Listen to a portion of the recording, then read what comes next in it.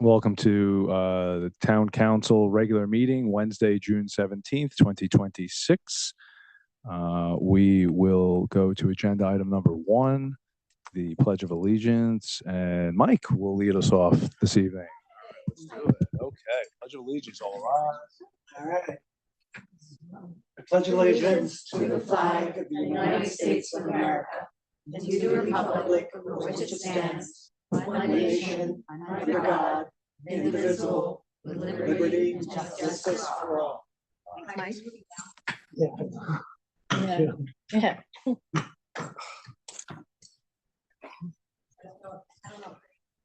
They're not. Okay, roll call. Janet Fonts, I'm here. Lena Lee. Here. Mike Morrow. Here. Maria Naughton. Here. Here. Mike Rogers. Here. Christina Ross. Here. Heather Russell. Here. Eric Tunin is absent. Penny Young. She's absent. Absent. And Jennifer Zanas. Here. We have a quorum. We'll now call the meeting to order and move on to agenda item number 2. Minutes, approval of the minutes for the regular meetings held on April 2026 and May 2026, and the special meetings held on May 27, 2026 and June 2026. Why don't we, before we make a motion, Tucker, would you mind coming on up and just a quick overview of this issue we've had? Just, I think it's good for the public to know, and then we'll just, on that 1 minute, yeah, that would be great. And I think that'll inform how we'll move forward here, okay? Sure. So on April 22nd, you all had some bond authorizations to vote on, which was the week after the budget was approved. And my understanding or my recollection, and I've watched it and rewatched it a number of times, there were several motions that were made rather than doing all one lump sum. And an original motion was made, it was seconded, and then Ms. Norton asked to amend the motion with another motion, which then failed. And then Mike said back to the original motion, and people voted. And you know, from my standpoint, I sit back there and you say all in favor, and some hands go up, some do this, and then you said the vote is unanimous. So there were 3 or 4 of those votes. And at the very end, the last vote, Ms. Norton spoke up and said that she objected. She wanted to vote against the last item. So we noted it that way. Therefore, because you had said unanimous after each vote, I had drafted the minutes saying that each vote was unanimous. At the next meeting, the subsequent meeting, Ms. Norton suggested that she would rather have the minutes reflect that there were 3 or 4, I think, that you, 2, that you had, that she would rather have her vote was that she was opposed. So that's the issue that we're describing here. And I've gone back and listened, and I've recommended that going forward, we do the votes by roll call now, just because, so that we don't ever get into this problem. But the question here is when it was stated the vote is unanimous, that's how it was recorded. So it's up to all of you how you want to reconcile that. Okay, any questions before we move into a motion? Just I figured we'd hash it out quick now. Does any, Kim, do you want to raise an issue now, and then we can do the motion? And sorry, this is unrelated, but someone texted me that there's no sound on the live stream. Oh. I don't know. Lena, can you hear us? She can hear us. Okay, maybe it's the. It could be, you know what it is? I saw that earlier.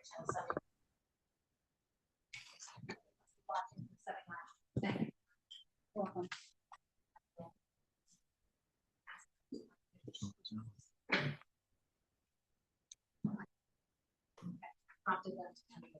Okay, thank you. You know what I mean? yeah, okay, fine. Is that good? Do you need me anymore? Anyone have any questions? Jennifer or Kim? Okay, yeah, Kim, please.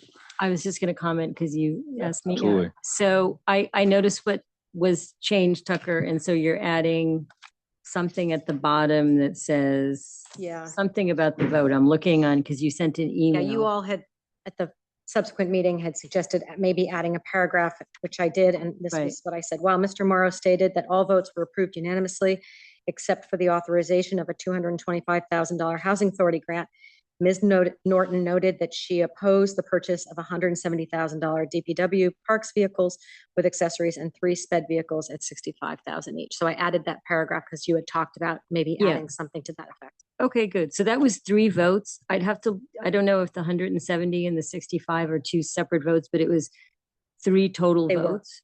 They were separate. Also 3 total votes. Yep. Yeah. Okay. Yeah. And the that's last fine. one, which you did oppose. Yes, and I It did. was noted that Right. way. Okay. Thank you. You're Appreciate welcome. it. And there was another revision that you had asked for, where we struck the last sentence on Ms. Yeah. Orman expressed strong disappointment with the timing of the objections, and then we took out the last part of that. Yeah, I saw that. Thank you. Sure. Okay, You referenced the bond policy, and I noted that. You had asked to have that. Yep.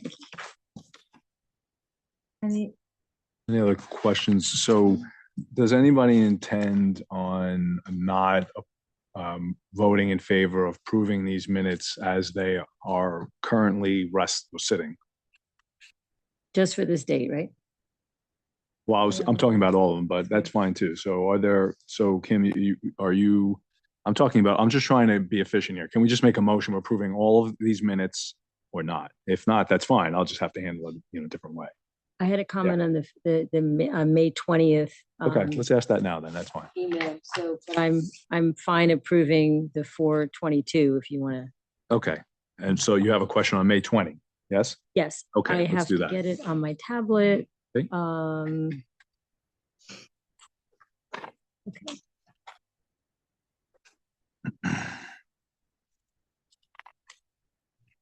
So there was a section on page, is there a page at the bottom? There's no page numbers. So there's a section on the New Canaan Museum and Historical Society. Mhm. And I watched the video today, have a timestamp of 1 hour, about 12 or 13 minutes. There was a whole discussion about state historic preservation grants that went into this discussion. And I had asked Ms. Gary if SHPO preservation easements that resulted from grant funds received by the town for the Gores Pavilion were considered in this decision. And Ms.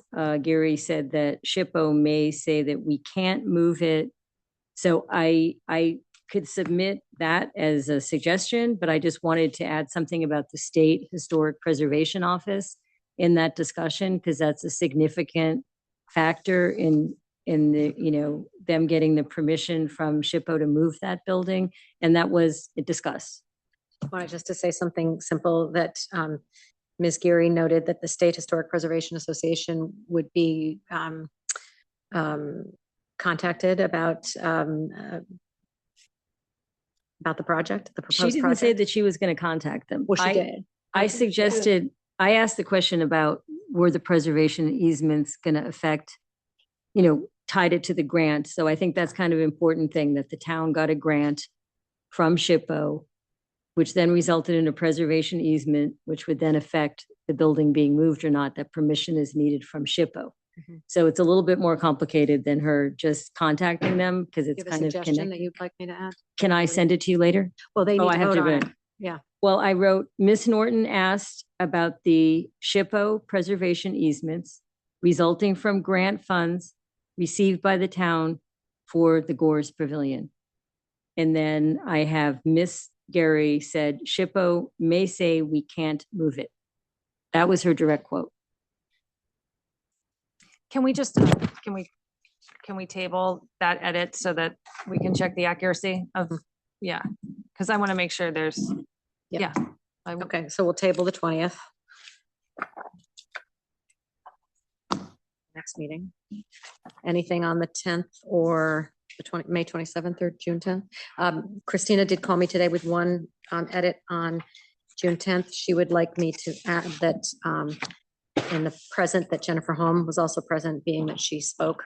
I was running a parking commission meeting and I only went from the tape and I couldn't hear it because she spoke from the back.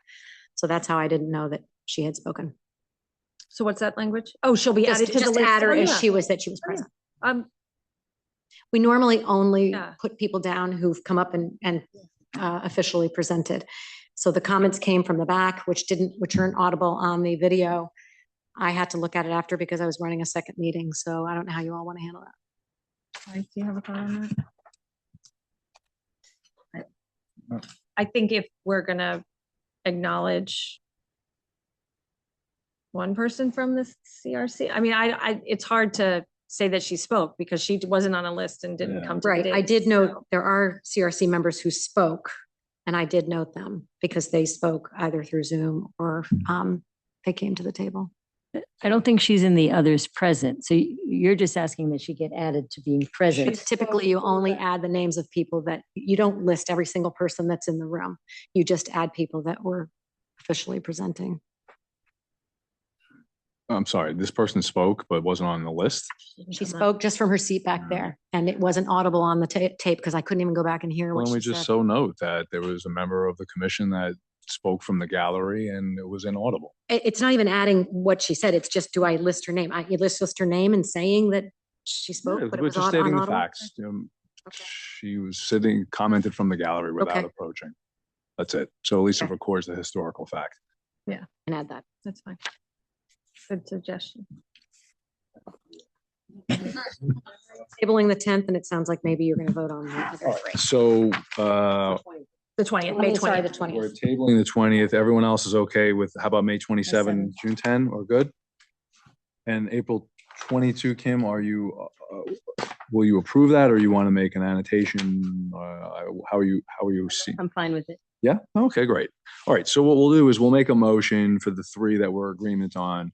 We'll table May 20, right? So for the record, we're going to table the May 2026 minutes, and I'll make the motion for the approval of the minutes for the regular meetings held on April 2022, 2026, and the special meetings held on May 27, 2026, and June 10, 2026. Can I have a second?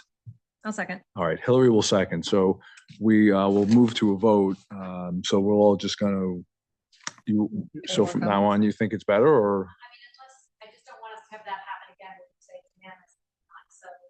Why don't we do it on kind of an ad hoc basis? I think right now, how about this? We'll be mindful. Let's all watch each other here. Yeah, Okay, something. we'll police each other, okay? Mhm. So all in favor of the motion as stated? All right, Hands so up. it looks like everyone here present is saying yes, okay? Everyone And agree? Lena. And Lena, And Lena. yes, okay. Awesome. So we're good to go. All right, great. Move now to agenda item number 3, public comments. Members of the public are welcome to speak to the town council on agenda topics scheduled for a review and or vote. Speakers are requested to provide their name and street address, and comments will be limited to 2 to 3 minutes, subject to the total number of speakers. Do we have any speakers? Wow, Amy, please come on up. If there's anybody on Zoom that wants to speak, please raise your virtual hand and we'll call on you after the people in the room have spoken. Thank you. Hello, august body. Hello. And I apologize for not getting here earlier and as you're dealing with the CRC questions, but Amy Murphy Carroll, 43 Chichester, as of July, a resident for 30 years, which is amazing. And about 15 years of direct government experience, 10 plus on the Board of Finance in my 3rd year on the Board of Selectmen with my first selectman, Deanna Collerson. I want to take a second to specifically address the issue of elected versus appointed members for P and Z. I know you've heard from many people on it, but I feel pretty strongly about it, and I would feel remiss if I didn't say something. While admittedly not perfect, I believe our current government system works pretty well, actually incredibly well. Voters have a direct say in electing the executive branch and the legislative branch. Those two branches collectively, through a very thorough process, appoint members to important boards and commissions. And these boards and commissions, specifically Board of Finance and P&Z, they really have to operate in a nonpartisan way. They have to look at the long-term needs of the town and not be influenced by anything except for what's best for the town. Through this process, we are able to capitalize on the skills of our incredible citizens in this town who can draw on their work experiences, and many of them cannot, are prohibited from running for office. So we would lose that entire pool if we didn't use appointments. And also many would not want to. Frankly, I can't blame them. Running for office is hard. It takes a lot of money. And I think those of us who have run for office, frankly, would generally agree this money could be better spent in other endeavors. I have heard arguments that X number of other towns have elected boards versus appointed. And I would counter that our town government is the envy of many. And that rather than looking to these other towns for the lead, perhaps people should be looking to us for the lead. With appointed, we get informed volunteers who understand the role of their boards, are vetted at multiple levels, and have all spent time with the current members of the boards that they're considering joining, so they know what's going on. We open up the process to independents who I feel would really be shut out if you elected these boards. It's very hard for an independent to run. We draw from the broadest, most skilled population of volunteers, and again, including many whose positions would preclude them from running. Our boards can balance the skill set of their members to allow these boards to function at the highest levels. For instance, we make sure in the Board of Finance, if a lawyer rules off, we get a lawyer on. If you're in P&Z, you don't necessarily want 8 architects, you maybe need a town planner, so you can execute at the highest level. And by the way, board members are subject to reappointment, so it's not one and done. So an underperforming member can cycle off. I think it's wishful thinking to think that our electorates will be able to or be interested in digging down and trying to understand a flood of potential candidates for positions on boards that many of them really don't understand how they function or what their role is. And it's hard to determine if people have an agenda and the right skill set, and what their motivations are. In the town, we have, like many towns, limited media coverage. The whole local coverage of news has really changed.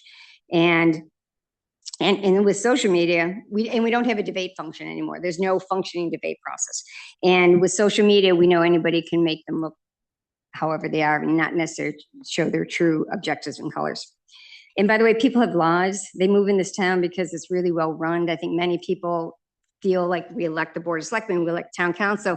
You guys do your jobs and then appoint people. And even our most informed neighbors have limited depth of knowledge. Just as an example, Steve Carl and I went to an early CRC meeting, subcommittee, and made sure we introduced ourselves to members we didn't know. And for this body that is appointed and not elected, by the way, there was one member who had no idea who Steve Carl or I was. Now, I've run for election a couple of times. Steve had run it a million times, and these are the most high-profile boards. So I think, do we really expect people in the town to be able to parse dozens and dozens of candidates from multiple boards? I don't think it's really possible. I also fear that money will flood into this town to influence elections, particularly P&Z, and I don't think there's anything positive in that. Almost done. I've heard arguments, specifically the Board of Finance, which I have the most experience on, that we don't necessarily need people who have a financial acumen. I beg to differ. It's exactly what we need, and why our position in New Canaan fiscally is just so strong. We have fully funded pensions. We have funded almost 100% our other post-employment benefits or OPEBs. I worked in municipal finance for 30 years. I almost never, ever saw OPEB funded by anybody. We are very strong fiscally because we have the right people in place. And, look, I've been accused of being a bean counter from people in my own party. Have at it. I'm fine with that. Guess what? It's always comes down to what we can pay for and balancing competing demands across all constituents: education, health and safety, the young, the not so young, roads, sewers, parks, etc. It is challenging and complicated. Being appointed to the Board of Finance allows people to look rationally and dispassionately at the issues. That's not very sexy, but it's really, really important, and it has served our town very well. And P&Z is, as everyone says, the hardest working board we have, and talk about a no good deed goes unpunished board. Much of what they do is just legally mandated out of their control, and they have to follow the law. This, as far as I see, is an agenda-free board. It's as much agenda-free as you could get. And the risk of this being warped by money to get people elected with a particular bent, I think it's really high. So I just want to speak on those. I know you guys have discussed term limits as well. I think it's pretty much a non-issue. The best people who stay on boards a long time, they're generally our hardest working, most informed. It would not make sense to roll them off. And again, they're appointed. So if someone's not effective, you can roll them off afterwards. Anyways, thanks for your time. Thanks for your work on this. And I repeat what a lot of people said, but I think it's really important. Thank you. I believe Sarah Pierce wants to speak. Sarah? Hi, can you hear me? Yes. Hello, are we having fun yet? I know I am. I want to thank you guys for taking this so seriously. As having so closely watched the CRC process and following its success and challenges, I think that there is a lot of wisdom to Mike's comment from the last meeting that you guys should not attempt to like redo a year's worth of work. Rather, you are in the best position, and it's really your duty and responsibility to point out some blind spots that you might find in their process. Um, you know, the nature of a blind spot is that you can't see it for yourself. And just having listened to Amy just now, I have a lot of respect for Amy, but like she has some blind spots, and it's hard to see your own blind spots. The nature of elections is that when a whole lot of people are voting, blind spots can be accounted for. I think one blind spot that we've obviously spent a lot of time talking about is, the commission was engulfed in conversation, debate, spirited debate, very spirited debate about P and Z and Board of Finance. And, I think the CRC would benefit from the reminder, and for some of them, I think the assurance that they should, as an advisory body making recommendations, they should not force a consensus where no consensus exists. And they should not represent something as having a consensus if there is no consensus. The lack of consensus is itself a very important data point. Um, I think not enough attention has been paid to the survey. I wish they had hired a firm. I spoke to them at the beginning. Like, I think that they would have benefited from a professional survey. But, the survey that they did conduct said very clearly that, there are a lot of people who have some blind spots that to the amount of dissatisfaction that New Canaan has a majority appointed government. The survey clearly demonstrated that P&Z, Board of Finance, and Ethics were something that people wanted to see with an electoral component. I think the best analogy is like a smoke alarm. The survey is like a smoke alarm has gone off. Is the smoke alarm broken, or do you smell smoke? You can't put that down. You can't force a consensus on that. That is the nature, that's what a referendum is for. Um, to that, I think that the CRC would also benefit because it's so high profile, because this is, once every 10 years. This is not an ordinance. This is not like leaf blowers. This is, you're changing the constitution of the town. I think the CRC would benefit from the advice from you guys that you really want to see a clean process. And, there's been discussion of conflicts at, I believe, 2 meetings ago, then also in the record at the CRC. I think that it's important to remind people that like the appearance of a conflict is just as damaging to public trust as a someone who is acting or effectuating an outcome. And again, when you're forcing a consensus, and then there's a small sample size of the CRC group, and then there are conflicts, it starts to get really complicated. But when something is pulled up to a larger level, it has like a more legitimate outcome. And so again, there should be no forced consensus or misrepresentation of consensus. Um, and then last, this is just sort of, I'll say it 1,000 times. I think that having spoken to so many of you guys, I hope that you'll say your honest thoughts into the record, because you have really good feedback to give this commission.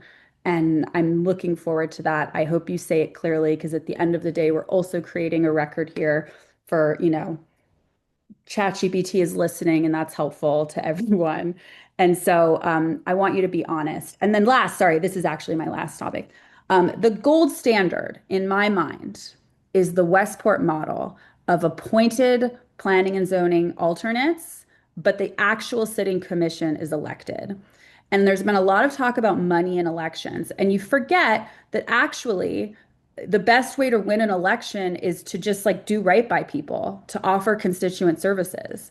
And when you're an alternate and you're appointed, you get to know the community a little. You help people through the process. You offer constituent services for a few years, and you get to know the different community areas that are affected by land use. And so you're not starting from zero when you run. But at the end of the day, you do have to run. You have to submit yourself to the sort of policy policy advertising that happens when you run for election. And, voters sometimes make a change. In Westport, they just recently made a change. And so, again, gold standard, it's a combined model. It works very, very well for them, and it's transparent, and people trust it, I think, is the best thing. Because, how great would it be for you guys if someone calls you up and they're really pissed about something, for you to say, go vote for another P&Z board. Go talk to P&Z about this. Because right now they're completely cut off from the community. So thank you so much. And I'm really looking forward to tonight. Thank you. It's on Zoom. Anyone else? That's it? All righty. Okay, moving on to agenda item number 4, audit report update. Update from the internal audit subcommittee, town and school report, 10 minutes. Bill Bradley, the floor is yours.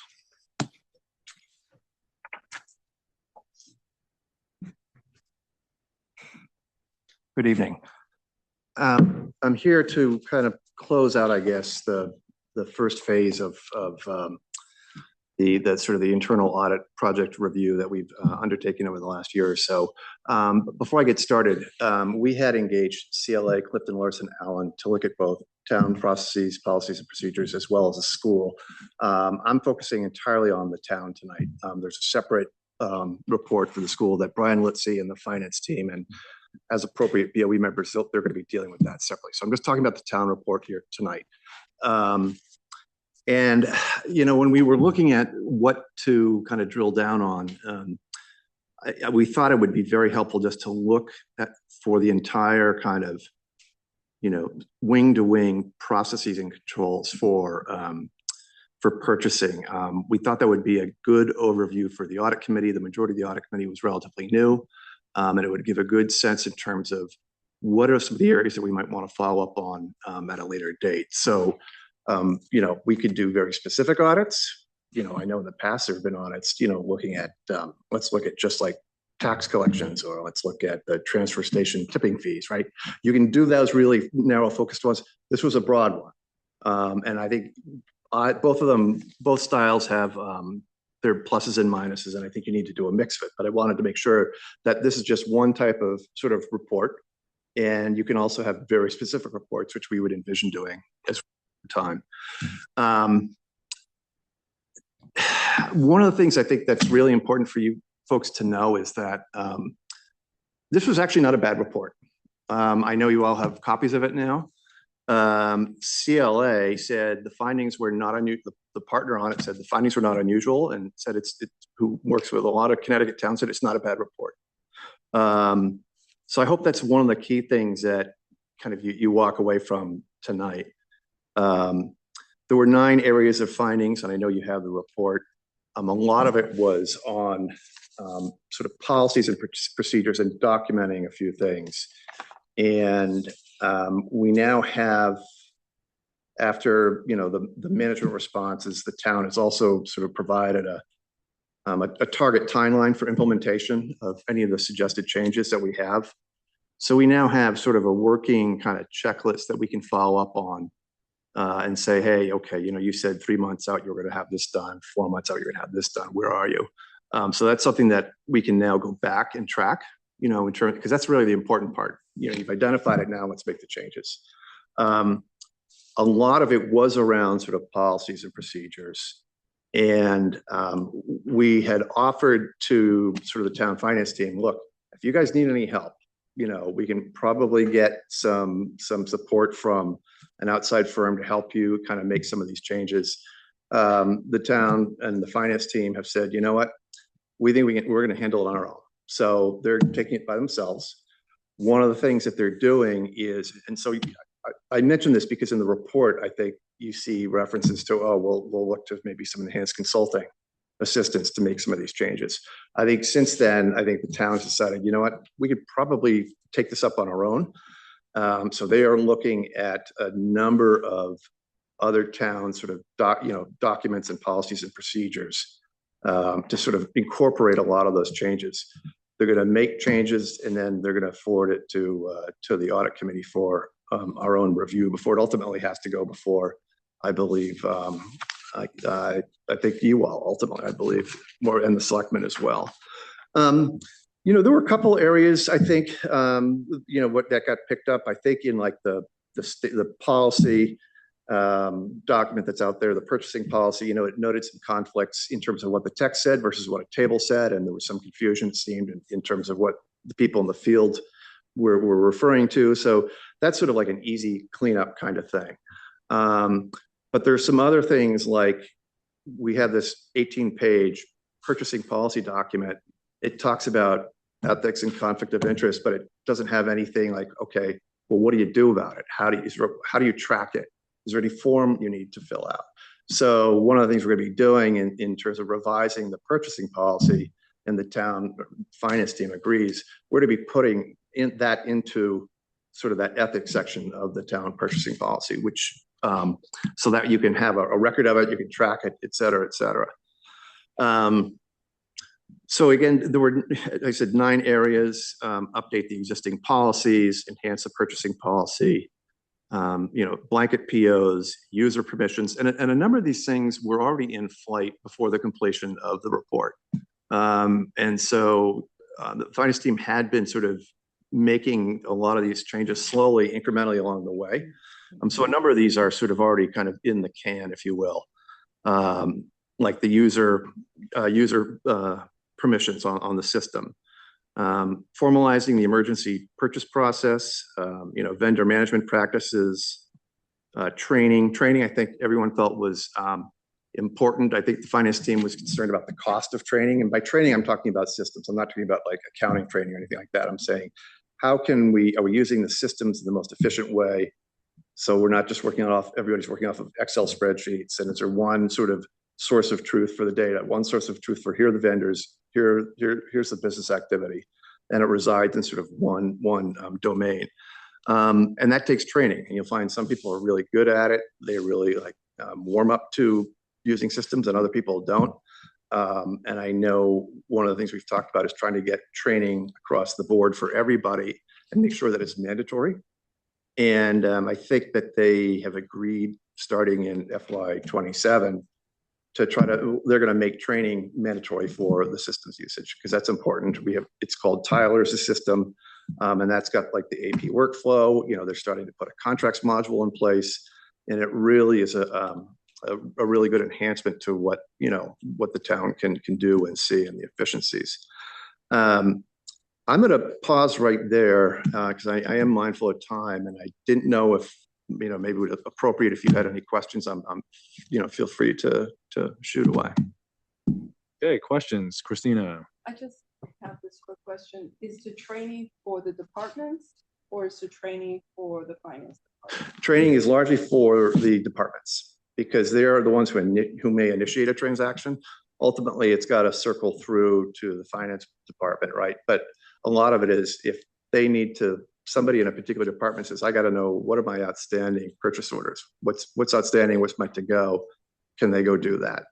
Can they run a report off of the Tyler system? So that's something that it would be, departments, not so much the finance team. The second question, how do you plan to track billing that comes into the town? Right now it's my understanding, it comes to the finance department. They send it to the departments, but there's no turnaround period. The department may approve it 30 days, 120 days later. There's no tracking. Christina, let me correct that, Christina. The invoices come in through the mail, and they get sorted and put into the different slots for the mail slots for the various departments. Finance may get 1 or 2, but we don't hold on to them. But most of the mail is sorted and goes through the mail slots of each department directly. Correct. But then the bills that are coming in are not tracked as to be an in-house 30 days, 120 days? How do you plan to control that? And I think that's already once it gets entered into the system, it's there, right? Once it gets into what we call, I won't get into the weeds, we receive it. When the department sends it to us, we have terms based on what the invoice says on the invoice, whether it's 30 days, 10 days, utilities are immediate. We have terms that gets paid right away. We run a check run every week and have those terms in.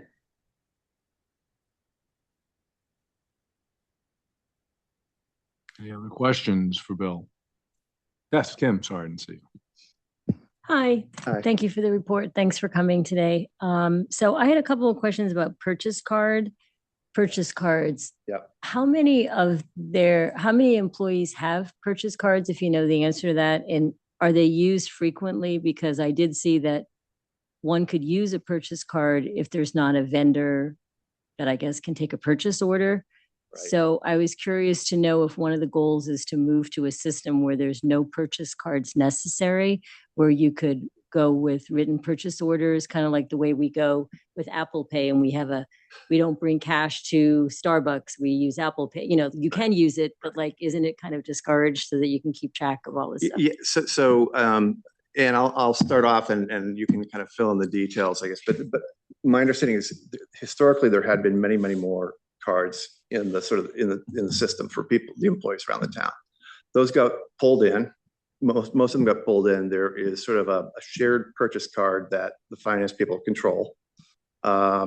People, sign it out, return it the same day. And the problem had been that when it was held by a lot of individual employees, they might not get the backup information from the employee till much later. It was too late. They couldn't get the business purpose. They couldn't get the information. And now I think they have to come to finance to get that card, sign it out. They know what they're doing. Finance asks about it.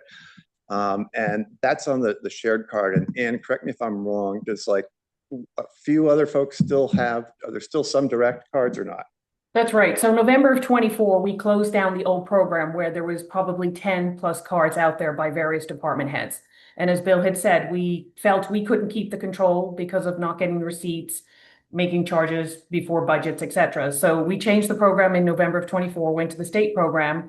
We have a card that we keep on finance. They have to put their account number and everything to verify they have the money before it, and they have to bring the card back with the receipt. There are 4 cards, I believe, out there for emergency use only, and maybe one has been used in the 2 years since we've canceled it. It's fire, police, DPW, and EMS.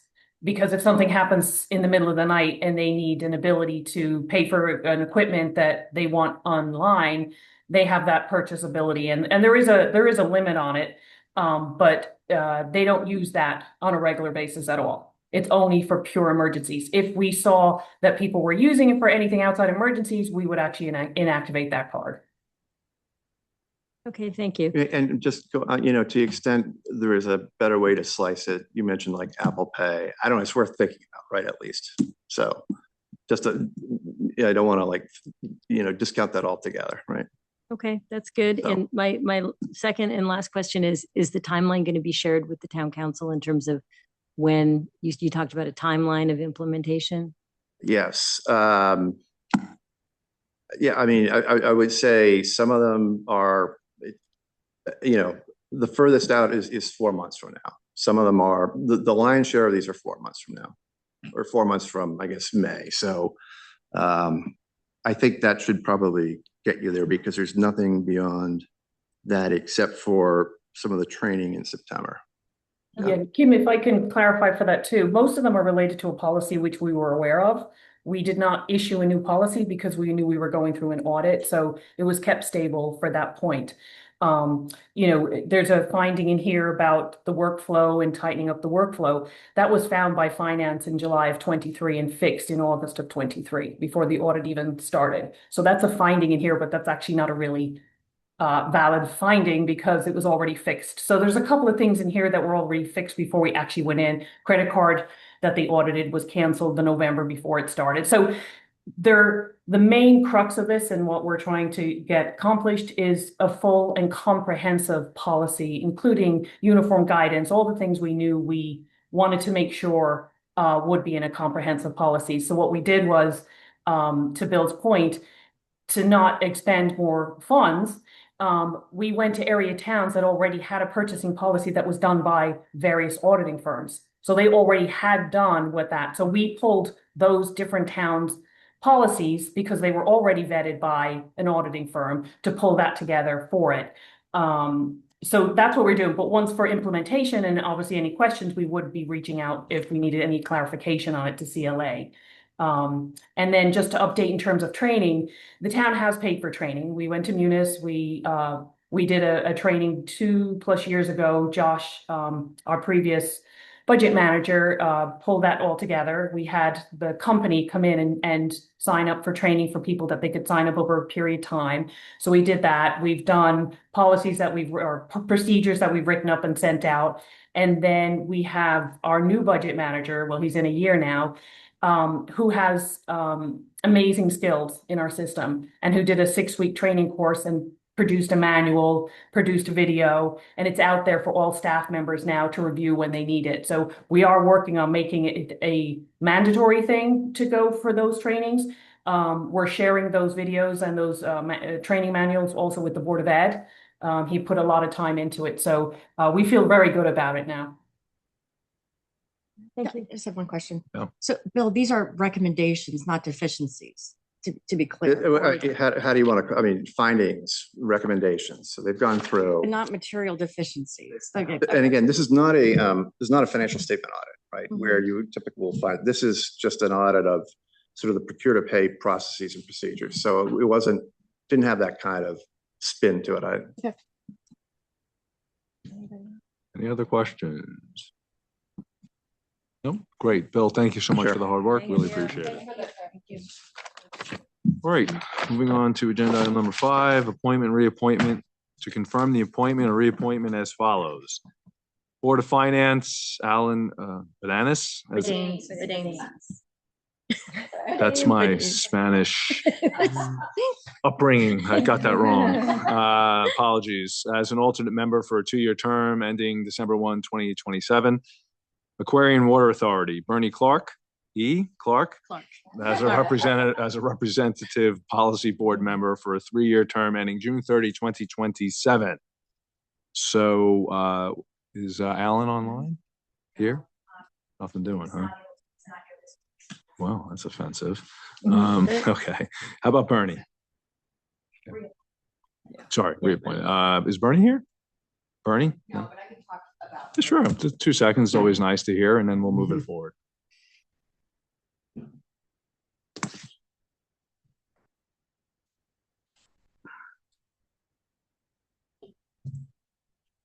So this is a new position that was created by the acquisition of, or by the sale of Aquarian Water to the RWA, and they created a new entity called RWA-AWA, the Regional Water Authority.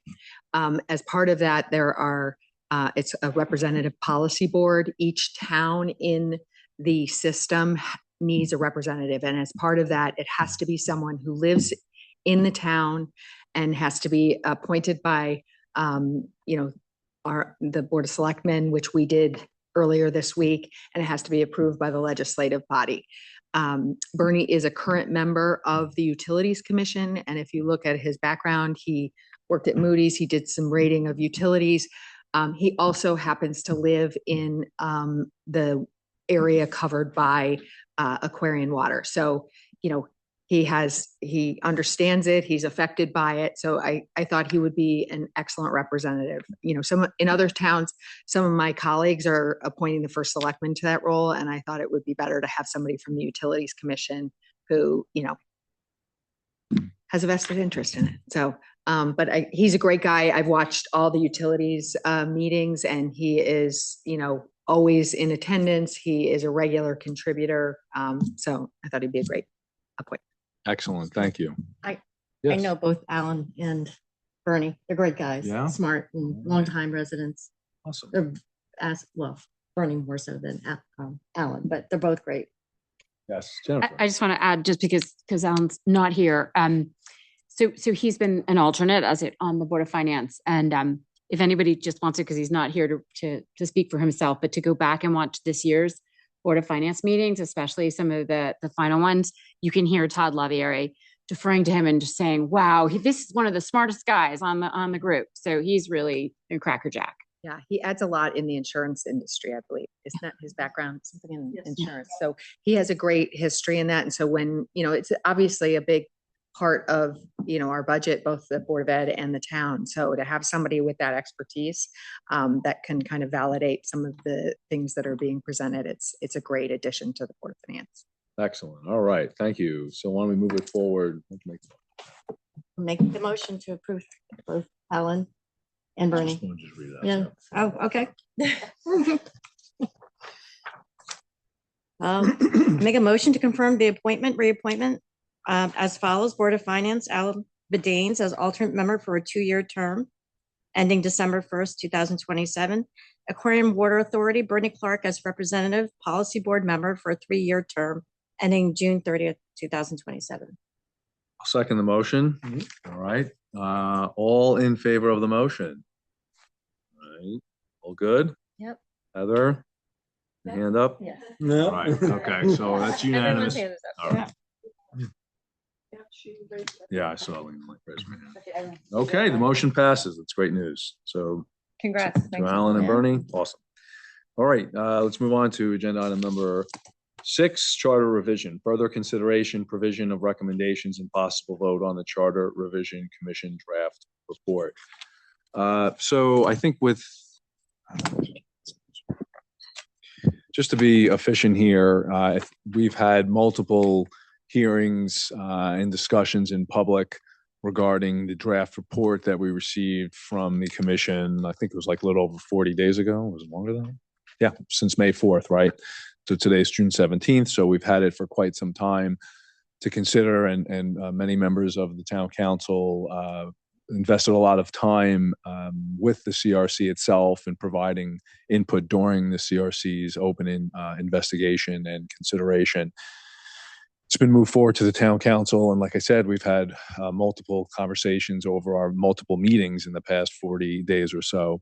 And as I outlined last Wednesday, I think the purpose of this discussion at this point is just to bring forward straw poll votes on the recommendations that have been brought forward to us to give some direction to the CRC as the ball gets passed back to its side of the net. And they will move forward. And we appreciated that discussion last week and the input from the CRC asking for, some type of recommendation, albeit an informal one, because we're not taking formal vote. So with that said, and I know our respective caucuses have discussed these recommendations internally since last week, or at a minimum, there's definitely been discussion by and between members of the town council, both within their parties and intra-party, whether it be through a formal caucus or some other means. So I thought that was an effective use, which was Hillary's suggestion. So I'm glad we move forward on that in that vein. So with that said, I think it makes tonight quite efficient and hopefully very expeditious. I'm not, in the business of shutting down anyone who wants to express an opinion, but we have had multiple discussions.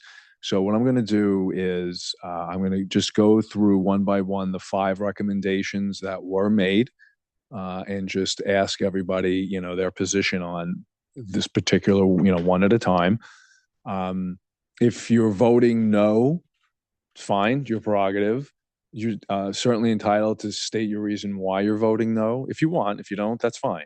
I would just ask that you keep it short. We're not looking at the debate. We've gone past the debate at this point. There's just now we're just signaling to the CRC, here's where the town council stands with respect to each one of them, and whether, and in terms of the tally of the votes on each particular recommendation. Of course, yeah. Sorry, I would like to speak before we do the straw poll. Oh, yeah, absolutely. Happy to do that. Yeah. You too?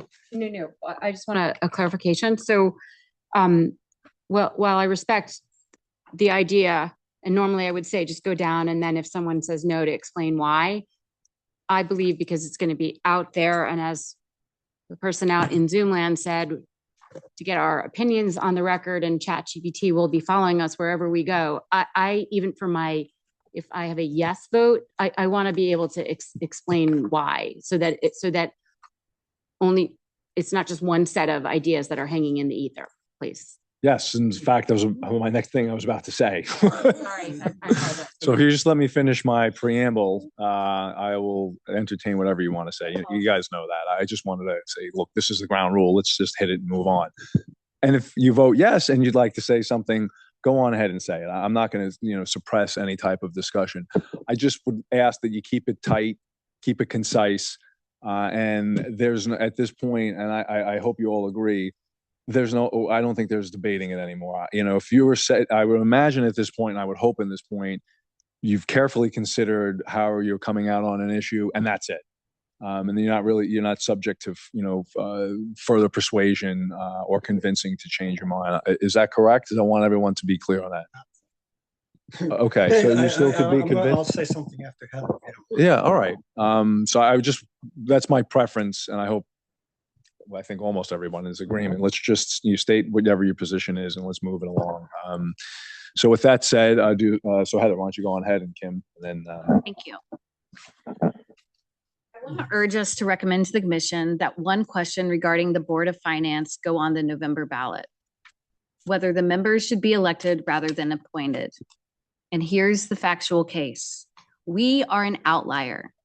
Connecticut's default set by state statute is an elected Board of Finance. A town that wants to appoint has to write itself an exception. We went looking for the towns that did. And the only ones we could find like us are Branford and Woodbridge. And even in those towns' boards' budgets, recommendations are only advisory. Every town we measure ourselves against elects its board. Darien, Westport, Wilton, Greenwich, Fairfield. Appointing your finance board is rare, and we are one of the very few towns that does. And we appear to be the only one that gives an appointed board so much authority. And the appointed structure has provided no measurable benefit. The defense of it has always been that it protects our finances and our credit rating. But we hold a AAA rating, and so do Darien, Wilton, Greenwich, and Fairfield, every one of them with an elected board. Moody's tells us exactly why we have it. In its own words, our rating reflects the town's sizable tax base, extremely strong wealth and income profile, and stable financial position. And the things Moody's says would put it at risk are tax-based deterioration and weakening of wealth and income profile, not our charter, not who appoints whom. Our rating rises and falls with this town's wealth, and that wealth would be exactly the same with an elected board. What an election buys is the one thing appointment can never provide: democratic, small d, democratic legitimacy. When the people choose the board that taxes them, its decisions carry their consent, even the unpopular ones, even the cuts. That is the whole genius of self-government, a tradition that is older here in Connecticut than the country itself. A budget set by people the voters chose is a budget the town has agreed to. Look at who sits on the board. Of its 11 members and alternates, 9 come from finance, banking, corporate finance, wealth management. We're told that's the point, that appointment lets us recruit experts, and that election would scare them off and leave the board to single issue activists. But that assumes the work is too technical for ordinary residents, and it isn't. The audits and projections are done by our professional town staff. What the board does is decide what the town values and what it does without. And a board drawn almost entirely from one profession is no cross-section of the town making those choices. And the fear that election repels serious people is answered right next door. Every town around us elects its board, and everyone is full of capable professionals who simply ran and won. Darien and Greenwich are not governed by cranks. Their voters choose well, and ours would too. It is also the only board in town you cannot serve on unless you own real estate. Property ownership as a condition of serving your town is a relic of another century, and it is almost certainly unconstitutional. It must be removed from the charter without a ballot question. And consider the structure the appointed board produces. The voters elect the Board of Education. The chairman of the appointed Board of Finance has said plainly every year his board asks the schools to cut 1 to 2% from their request, and every year they do. An unelected board setting a standing target for an elected one. Who gave it that mandate? Not the voters. And we, this council, can only reduce what the appointed board sends us. We cannot add a dollar. The bodies closest to the voters have the least say over the money. What I'm asking is simply that we recommend the commission put this to the voters as its own clear question. If the people affirm the appointed board, it stands with their consent. If they change it, that's their call too. Either way, it will have been decided by the people of New Canaan. Thank you. Thank you, Heather. Kim, next. You had something? Yes. So I have something on ethics and I have 2 points on article or the 5th recommendation. So I'm going to go through it all now, if that's okay. Yeah, let's just do it. Okay. Mr. Chairman, members of the Town Council, to me, charter revision is about identifying gaps before they become problems. When I compared the charter to Chapter 17, which is the ethics ordinance, I noticed that the ordinance only mentions that there's a code of ethics setting forth standards of conduct, but there is no specificity. C15-4, Code of Ethics for Town Employees and Officials, is 1 sentence only. That raised the question of whether some of these principles belong in the charter itself. My recommendation is that certain fundamental ethics principles should be contained in the town charter, the highest governing document of our town, voted on by town residents. I would argue that residents of New Canaan need to be asked, and that it's not up to us to decide for them if they want more ethics provisions in the charter. Does the public think that ethics, transparency, and public trust are fundamental to good government? I raised this issue on June 10th and suggested that the council consider recommending to the CRC that stronger conflict of interest and recusal standards be incorporated into their recommendations to be placed on the ballot for voters to decide. Since our last meeting, I want to highlight 2 examples that have recently come to our attention that support why the public should weigh in on whether they believe stronger ethics provisions should be included in the charter. First, a few days ago, a resident emailed the town planner asking why a planning and zoning commissioner recused himself from a matter before the commission. The question exposed a broader concern.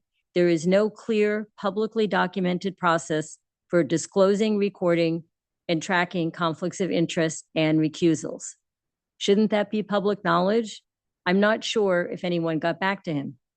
Second, a recent internal audit of the finance department that Mr. Bradley just spoke about identified a weakness in the town's conflict of interest ethics framework.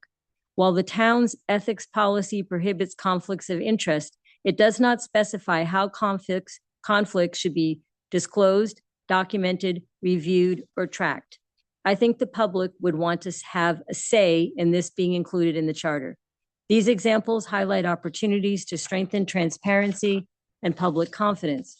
For that reason, I believe the council should consider recommending the following recommendation to the CRC: public disclosure of conflicts of interest, mandatory recusal from discussion and voting when a conflict exists, documentations of recusals in meeting minutes, and a formal conflict of interest disclosure process. The proposal would not replace Chapter 17, which is the ethics ordinance, or diminish the role of the ethics board. It would simply elevate core ethical principles into the charter while leaving implementation and enforcement to the ethics ordinance. I respectfully ask the council to recommend to the CRC that New Canaan's charter contains stronger foundational provisions regarding conflicts of interest, disclosure, recusal, and ethical conduct before this charter revision process concludes. Now, I'd like to just move into 2 other points that were included in the recommendation 5 from the CRC. So just to refresh everyone's memory, recommendation 5 says to amend the town charter to reflect technical and conforming changes which clarify definition, delete outdated references, no longer applicable, and update provisions to current practice and charter consistencies. So I'd like to refer to Article 15, C15-1, which is entitled Employees Under Jurisdiction of Selectmen. There was an addition added that I think is significant that I'm recommending that it be taken out of the charter redlining or recommendation, which is, it says that the additional is dismissal of seasonal and part-time employees can be made by the board, commission, officer, or department head after notification to Human Resources. So right now, the Board of Selectmen appoints these part-time and seasonal employees.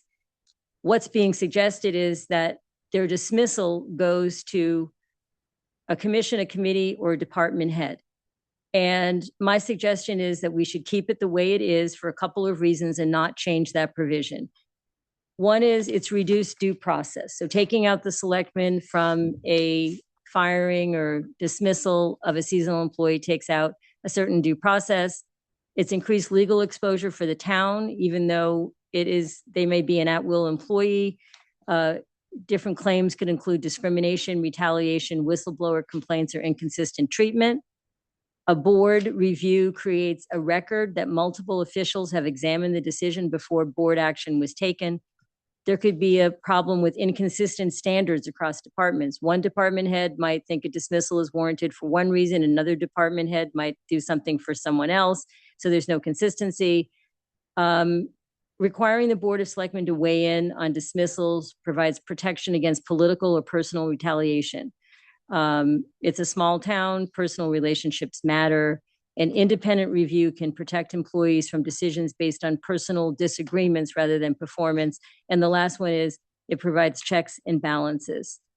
So I'd like to just go on the record as stating that. And then my last point that I'd like to bring up applies to C216, which is applicability of administrative policies. So this is also included in recommendation 5 by the CRC, which is non-material changes and things like that. However, I think this entire paragraph should be taken out of the charter.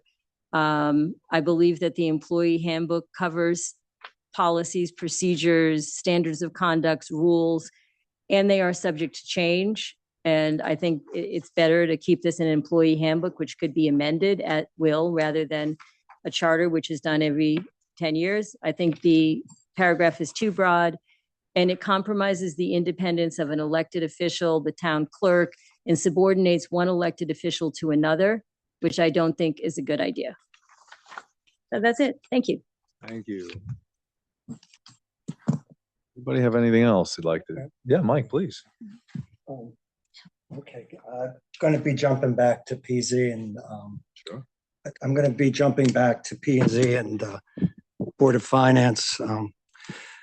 So the question's been asked, what problem are we solving? The problem isn't whether P&Z should be elected or appointed. The problem is electoral mandate. When the people most affected by a decision have no direct say in who makes it, that board lacks the standing it needs to lead. And when it goes when they get it wrong, there is no accountability and no recourse. 751 Weed Street makes this point better than I can. Our P&Z denied the application. The judge overturned it and ordered approval.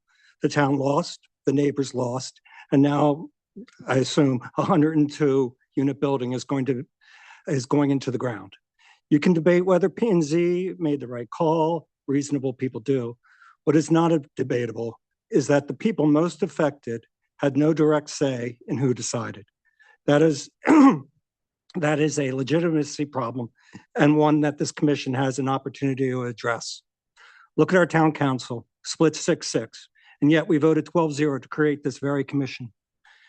The current P&Z is no different. Republicans, Democrats, and unaffiliated members with the overwhelming majority of decisions and unaffiliated members with the overwhelming majority of the decisions unanimous. Zoning is not a partisan issue. A House addition isn't Republican or Democratic. The question isn't whether an elected P&Z will become partisan. I don't believe it will. The question is whether residents have a voice in who serves. I've heard that good longtime members might be unwilling to run. I respect that. But a structure of governance shouldn't be designed around the preferences of its current members. It should be designed around what's right for the town. My colleague, Heather, made the same electoral mandate argument about the Board of Finance compellingly. The defense of an appointed finance board has always been that it requires expertise, but the technical work is done by professional staff. What the Board of Finance actually does is make value judgments, whether to fund a teacher or hold a mill rate, whether the field gets resurfaced or the program gets cut. Those are questions of priorities, not expertise. The people of this town should have a voice who makes those calls. I've heard that the elections shrink the candidates pool. That's a fair point, and it's exactly why I'm not proposing a fully elected board. My hybrid model preserves the appointed seats for qualified people who won't run, but will raise their hand. You get both pools. I've heard the worry about PACs and partisan takeovers. In 2025, Westport and Darien both held elections for P&Z and Board of Finance. Those races were low-key, bipartisan, and orderly. Nobody tried to stack the board. This feared scenario did not happen right here next door. So here's my thoughts, proposal. A bare majority for each board elected, the rest appointed. 5 elected and 3 appointed on the Board of Finance, 5 elected and 4 appointed on the P&Z. You get democratic legitimacy and buy-in. You preserve the expertise through appointment. The minority representation requirements baked into the Connecticut law ensure that no single party can dominate. Looking quickly at the Connecticut Home Rule Act, there does not appear to be any prohibition against a hybrid board, but our town attorneys can confirm that. I am not questioning, and let me make clear, I'm not questioning the competence of the people who serve on these boards. They are able, serious people who give their town long nights and hard work. I am questioning consent. Who chooses them and by what authority they govern the rest of us? The hybrid model is the answer to that question. Democratic accountability without throwing out everything that works. That's the ask. Thank you, Mike. Jennifer. Okay, so thank you. And I don't have a prepared statement, but I wanted to speak so that you guys from the CRC can hear what I'm saying. And if anybody out there in Zoom land is listening, because I feel I have great respect for everybody on this panel and out there. I believe people come to their conclusions based on integrity and hard work, and everybody is well-meaning. In the last several weeks or months, I do feel that what happens often is people on different sides of the issue, perhaps than I am, make broad statements that are then left out in the ether. And so I just want a moment to kind of clarify on a few things, because once they're out there and they can be said very eloquently, you know, they stay up there in the ether and they are absorbed. And so I'm just going to kind of give a little more practical. So I wasn't going to bring this part up, but one of the members of the public laid some things out today. So one was that there was the appearance of conflicts of interest and ethical problems. The public should know, because I don't know, again, someone mentioned, maybe it was Amy, there's a media desert sometimes in this town, and there's not space in the New Canaan and Night for every small issue always to be addressed. But anybody can raise an ethics complaint, and it was shot down by the ethics committee. So just because it is said and there's an appearance does not mean anything untoward happened and the process, was conducted correctly. It was also suggested that the CRC has to make their decisions and proposals based on consensus. I don't know that that's the mandate of the CRC. I think that in representative democracy, even a commission as yourself, there are votes taken and the votes have consequences, just like they do at every level of our government. So if it's 6-5, and that is what comes out of committee, there is no mandate for absolute consensus, and we'd get nothing done if it had to be 10-0, 9-0. I forget how many, or I'm sorry about that. So I just wanted to make that statement. I had prepared my points for why I believe the Board of Finance and P&Z should remain appointed and not elected. I think Selectman Amy Carroll did an excellent job. And so I would reiterate a lot of her points, but I just was thinking about it a little bit, and I just wanted to sort of share my observations, again, with great respect. I see that there is a group of us from the Republican and Democratic side of town council who are in consensus and believe these boards should remain appointed. I think that the vote or the opinion to make them elected breaks down for two different reasons. My colleagues of my own party, and I have great respect for them, it seems to be motivated and coalescing around what I think are bigger philosophical ideas, ideological ideas. Words like legitimacy and small d democracy and transparency and things that are being discussed and are greatly important at the national level, sometimes at the state level.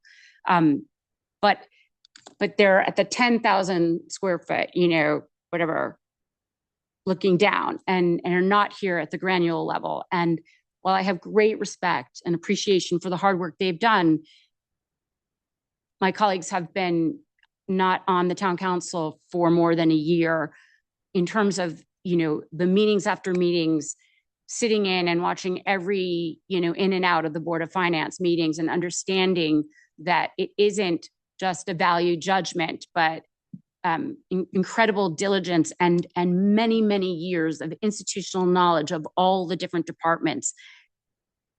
I just feel that perhaps a little more experience is needed before you can make sweeping generalizations like that. Or I feel that some of those words feel like cliche in the moment. For my colleagues that are from the other party that are looking at some of these issues, I've felt over many months now that their issues are driven by something that I don't see in this town, and I'm surprised, but consistently it seems by motivation that they feel that there's malfeasance and things are being done in a somewhat underhanded or corrupt way in town. I don't see that, and I don't feel that we have to solve for that. So I would like to just say that I feel that those of us who are inclined to vote for keeping things appointed are the ones who are extremely laser focused on the granular workings of the governance of New Canaan, Connecticut. And that it is okay if we are an exception, because an exception has the word exceptional. We have a school system that is often the best in state. Well, we also have one of the lowest mill rates. We elect our selectmen. There is accountability there. They get the first pass at our budget. Then they pass it down to the Board of Finance, who has their, makes their cuts or suggestions, and then it comes down to us, the legislative branch of this town. There is accountability. There is accountability in the appointment process. We are laser focused on what is best for this town, and my votes, and ChatGPT can look away and follow me on this. I vote because, yes, I am representing the townspeople of New Canaan, and I think this town is run exceptionally well. And I don't believe that every single decision in a representative government has to be by referendum. You get a situation like California where you get 10,000 propositions, and people are unhappy and reverse them, and the mechanisms of government grind to a halt. So sorry for taking so long, Chairman. No, great points. Thank you for making them. Janet. I just want to say, we are so lucky in this town to be served by so many talented individuals who put their hands up to serve and are appointed. And to say that they don't have authority, I think is pretty insulting. No disrespect to my colleagues. But yeah, we are an outlier. We're an outlier because we're the best school district in Connecticut and one of the best in the country. As Jen says, we have one of the lowest mill rates. And it's because we have these professionals who are appointed, who look at it at the issues on an independent basis. And then because of that professionalism, we get the outcome that we have.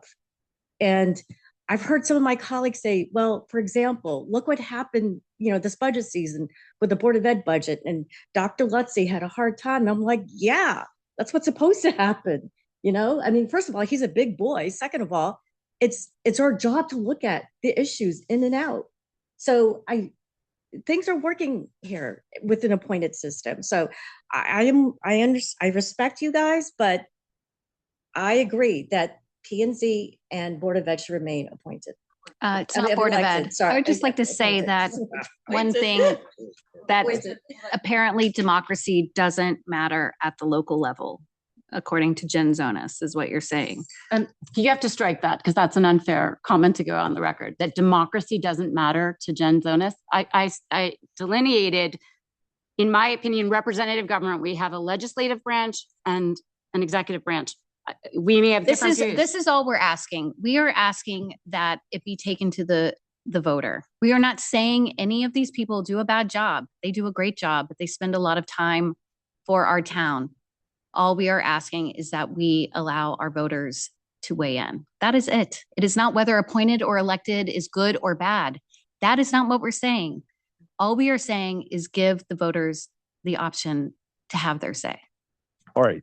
So with that colloquy there, I just want to make sure that you've both stated what your positions are accurately. Is that correct? Yes, Jennifer? Yes, but just reiterating that I believe in democracy. All right. Well, good. The reason I'm saying that is I want to make sure we continue to be precise in how we're recording these proceedings, and everyone is being attributed to as correct attributions to what they're saying. They have the opportunity to correct someone maybe putting words in someone else's mouth. I want to make sure of that. Okay. Do we have any other comments? Christina? So I didn't prepare anything formal. I didn't prepare anything formal, but I'm going to speak following both Heather and Mike Rogers' comments. I am both impressed and touched that for newcomers to town council, you really have captured a lot of the sentiment of what is needed to improve our system of government within New Canaan. We are elected and represent the taxpayers and represent part of the democracy that makes the whole thing work.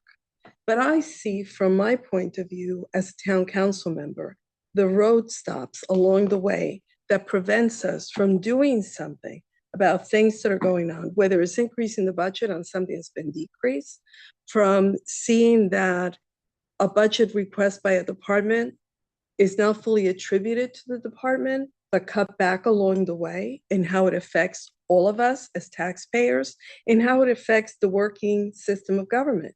It could be attributed to a cut in the Register of Voters department, where it gets cut and represents through election process. It could be at the town clerk's office when they're counting the ballots. It could be in different departments that we don't have a say as to what's going on.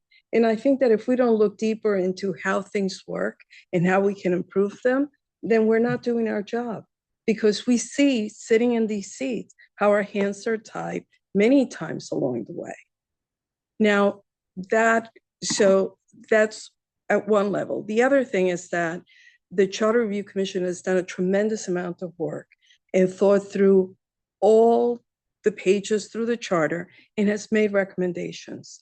And I feel that those recommendations need to be spoken about and agreed upon if they're going to go forward. Some are important, some are less important. But I think that we need to be in agreement if there's substantial changes that are going to affect our system of government. We need to pause and just decide. And consensus building, I think it's in our favor if we can just move ahead in that direction. Thank you, Christina. Anyone else have any other general comments they want to make, or just reserve any comments as we move forward here, hopefully expeditiously? Yes, all good? Lena, good to go? All right. Exactly. All right. So let's take a look at one moment, please.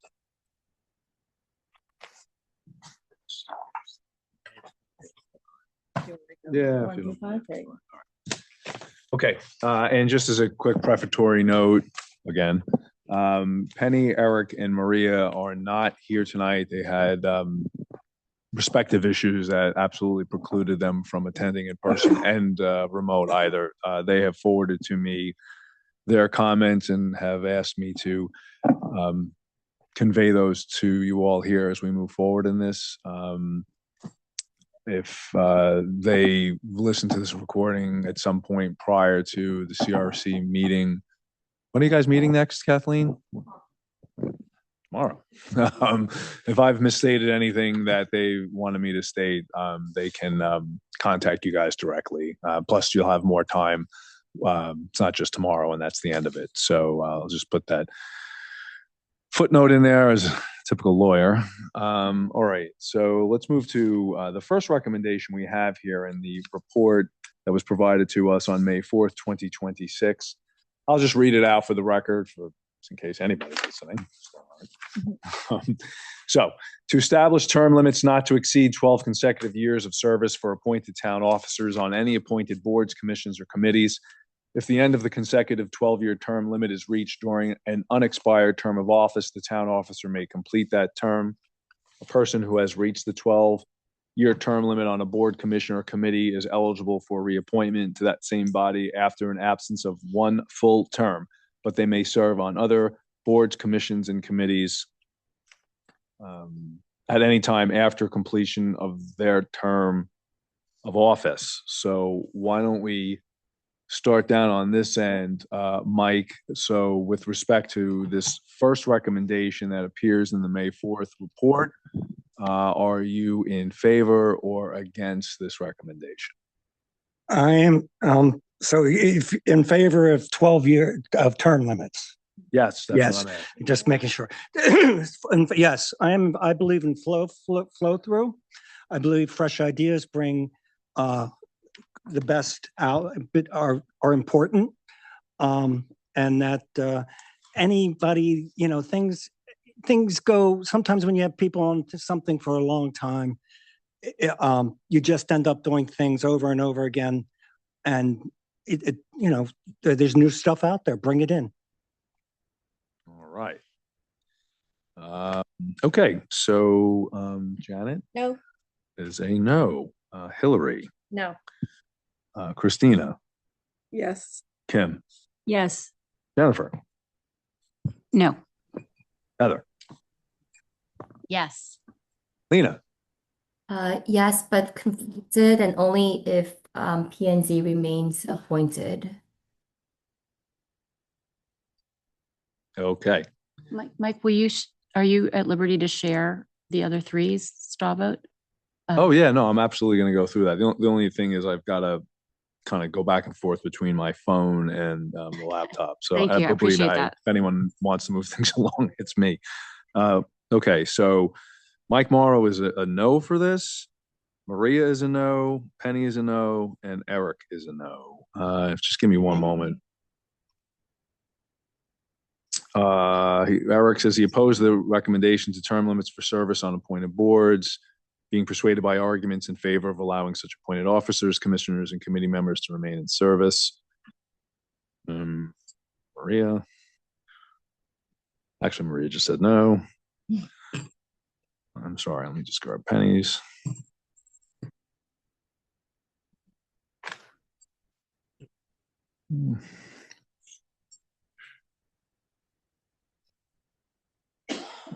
Move forward. I'll circle back on that. I don't want to hold this process up.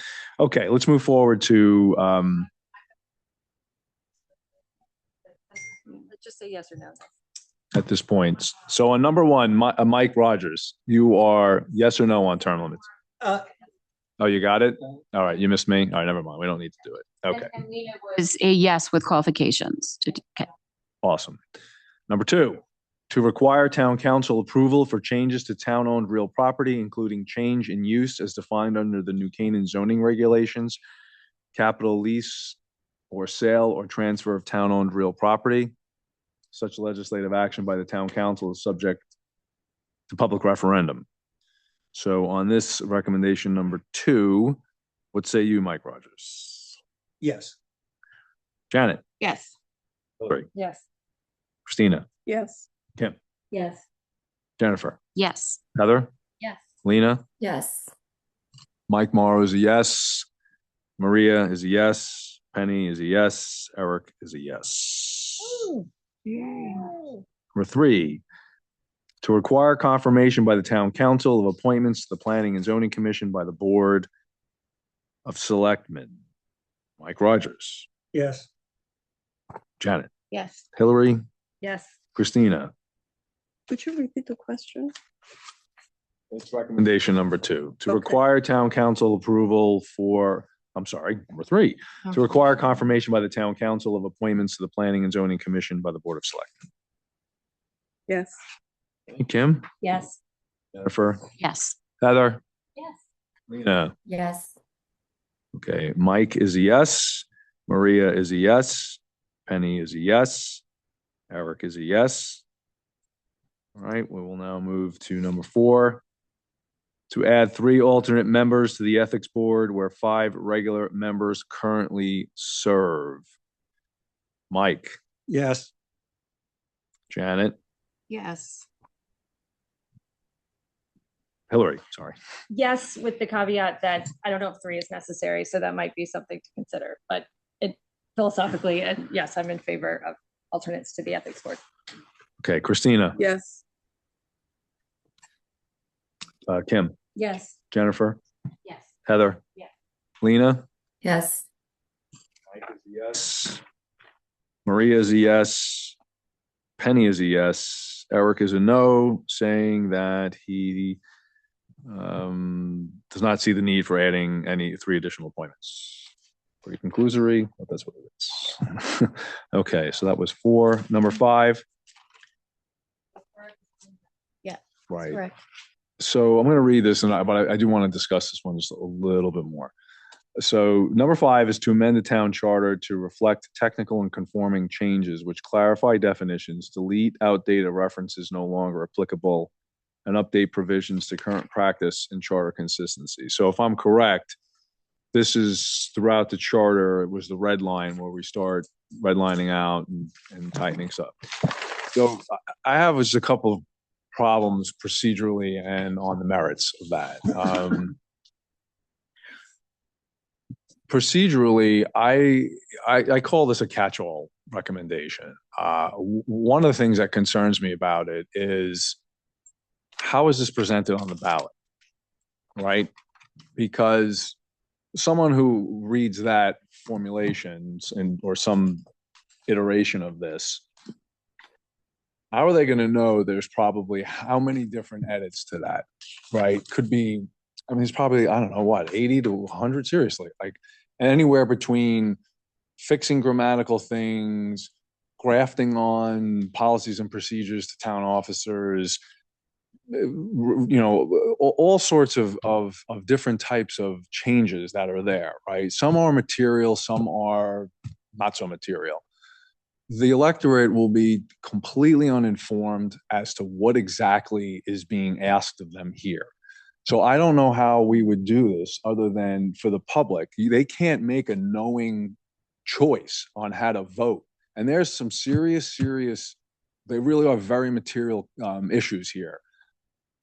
I wouldn't know what's in there. I have to literally look at the document and go through it. So I am highly concerned of putting this before the voters, and they don't have an itemized list, that they can compare it with. And this is not a knock against the CRC. I quite honestly am like at a loggerhead or over this issue, if that's the right word. How in the world would a voter be able to make an informed choice without it being itemized and without being out seeing it? It's like, it's literally, the charter is a contract, right? We're all going to agree to these terms, but I don't know really what you're changing in there. So I think procedurally, I don't know how in the world we can accomplish, and this is why I personally can't vote for this, because I think on a process standpoint, I don't know how in the world a voter is going to parse through all of this. I mean, it's taken us months to go through this. It's taken you all even longer and had hundreds of interviews and spent, tens of hours.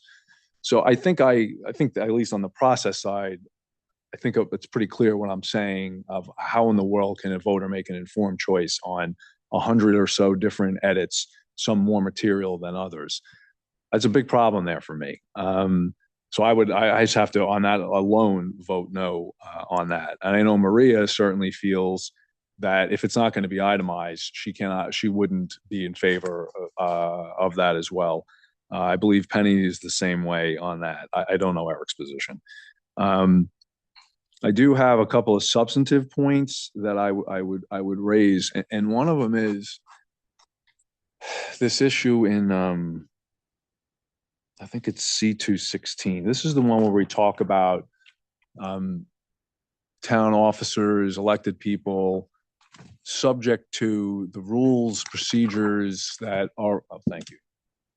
Yes, C216, applicability of administrative policies. And this is the one, just so we're all working off the same thing, where we talk about all elected and appointed town officers with managerial responsibility over town employees shall be subject to all applicable and published administrative rules, policies, procedures, and standards of conduct governing department heads and municipal employees of the town, including but not limited to personnel policies, ethics, provisions, and operational directives duly adopted by the town. It's important I read the balance of it. The elected and appointed town officers, excluding the fire commission, the police commission, and the board of education, with managerial responsibility, shall in the performance of their administrative and operational duties be accountable to the first selectman and shall comply with all lawful directives and oversight consistent with the town charter and applicable law. Nothing in here shall be construed to diminish the statutory authority or independence of elected town officers where such authority is prescribed by state law. So I get the theory behind this, I think, and I think I agree for the need for, I think what I know what this is getting at. I really do. But the lawyer in me and the employment lawyer in me has a whole different perspective on this. And I think Nick was on the line, but we have to be extraordinarily careful about grafting on to elected officials and commissioners in the town, because now, anyone who went into any of those roles didn't know, because it didn't exist, and it still doesn't yet, that there's this whole other galaxy of laws, rules that apply now to their role, especially the commissioners. Now, fire commission, police, and board of ed are I guess exempted from this, but there are other commission, I think, that are not, and there's other provisions in the charter that this provision C216 just completely conflicts with. Like, there's conflict with this language and other provisions, right? So, I understand that, yeah, but part of this talks about, and again, and I 100% understand the reason behind this language, but let's talk a couple of things, right? So when you talk about, it says, they shall be subject to all applicable and published administrative rules, policies, procedures, standards of conduct governing department heads and municipal employees. So let's talk about municipal employees. They are all subject to a collective bargaining agreement. The way this language stands, but some are, right? We have multiple bargaining units here with multiple collective bargaining agreements with multiple different rules that apply to those specific roles, right? It could be the police, our fire, our Department of Public Works. We have administrative staff. They each have collective bargaining agreements with their own set of terms and conditions, okay? Their own wage schedules. How this language currently reads is the town officers and commissioners, other than the ones that are exempted, are now subject to the rules that are set forth in those agreements, which govern management's control over them. It also sets forth a grievance mechanism, right? Grievance, 3-step grievance, arbitration provisions, right?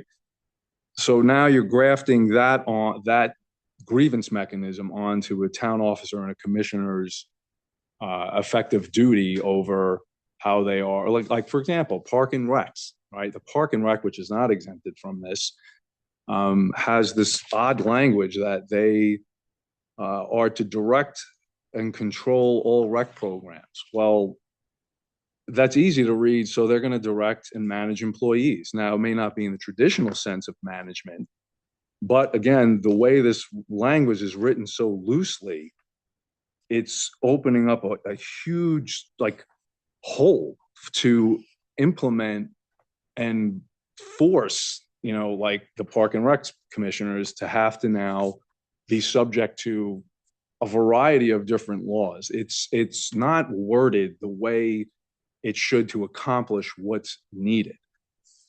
Another example, going back to the union contracts, right? So we have all these union contracts. The way this language is written, these town officers who have employees are now subject to the terms and conditions of these collective bargaining agreements. What happens if someone files, a grievance against some town officer? Is that town officer now going to be represented by counsel in this matter? Is that town officer listed under any EPLI policy or a DNO policy to be protected and not have to pay legal fees out of pocket? I don't know the answer to that, but they are considered now management. Was a town officer been made aware that there's potential now personal liability on any number of these rules and regulations and laws that provide for personal liability?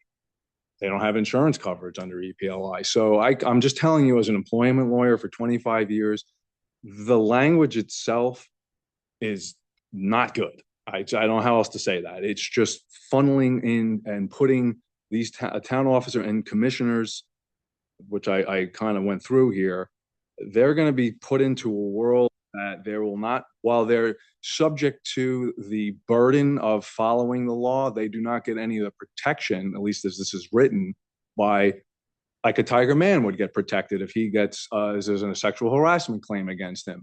The town comes in and says, sure, we're going to extend coverage, legal representation to you. We will pay the cost.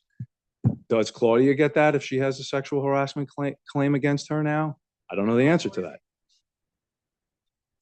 Right. So what about like the clerk? So they're all covered? Okay, fine. What is Right. That's great. So that cures like a 1/100th of the problem that I see here from an employment law perspective. Okay.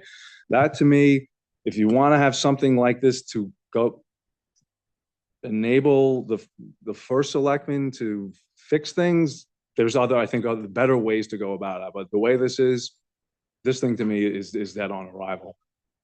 So I urge all of you, and quite honestly, that issue on the employment law is really subsidiary to the process side of this thing. And how in the world can we possibly expect a voter to know what the heck they're voting on with this? And there's one other there's at least one other conflict where this language talks about accountability to the first selectmen, but numerous areas throughout the charter as it stands, both currently and in also how it's proposed to change, requiring Board of Selectmen unanimity or approval for a termination. So which provision will govern here? Accountability to the first selectman, or the provision that says the Board of Selectmen are the ones who have to approve a termination, like to the fire chief or something like that, or some other. So again, there's just conflict here with this language. So again, probably other way to go about doing this. It's just this language is just not tight enough to cover what needs to be, I think, the purpose of it. So with that said, I'm a no against it, and I know Maria is well, and so is Penny. Eric, I just can't comment on it. Can I ask a clarification? Yeah. Just quick. I was in a union. I was a TWA flight attendant. And if they wanted to fire you back, you're going back a while. If they wanted to fire you back then, it was the company had a height and weight restriction policy. So we had a union, but if they didn't like you, they would call you into the office, they'd pull out a scale and you had to step on it. And they made it tight. So they could fire you on the spot. That was a company rule. And that we had a union to defend us, but a lot of times you lost. My point being, HR, I mean, the company can set rules, like the town can set rules, right? That everybody has to conform to. And even if there's a union that, they can file a grievance, I don't understand why you can't have both. Well, like I said, we have let's just take the example of multiple collective bargaining agreements, different sets of rules, right? Different sets of what time you have to show up, how you call out, how you call in, your wage schedule, whether there's a pension, all these different rules.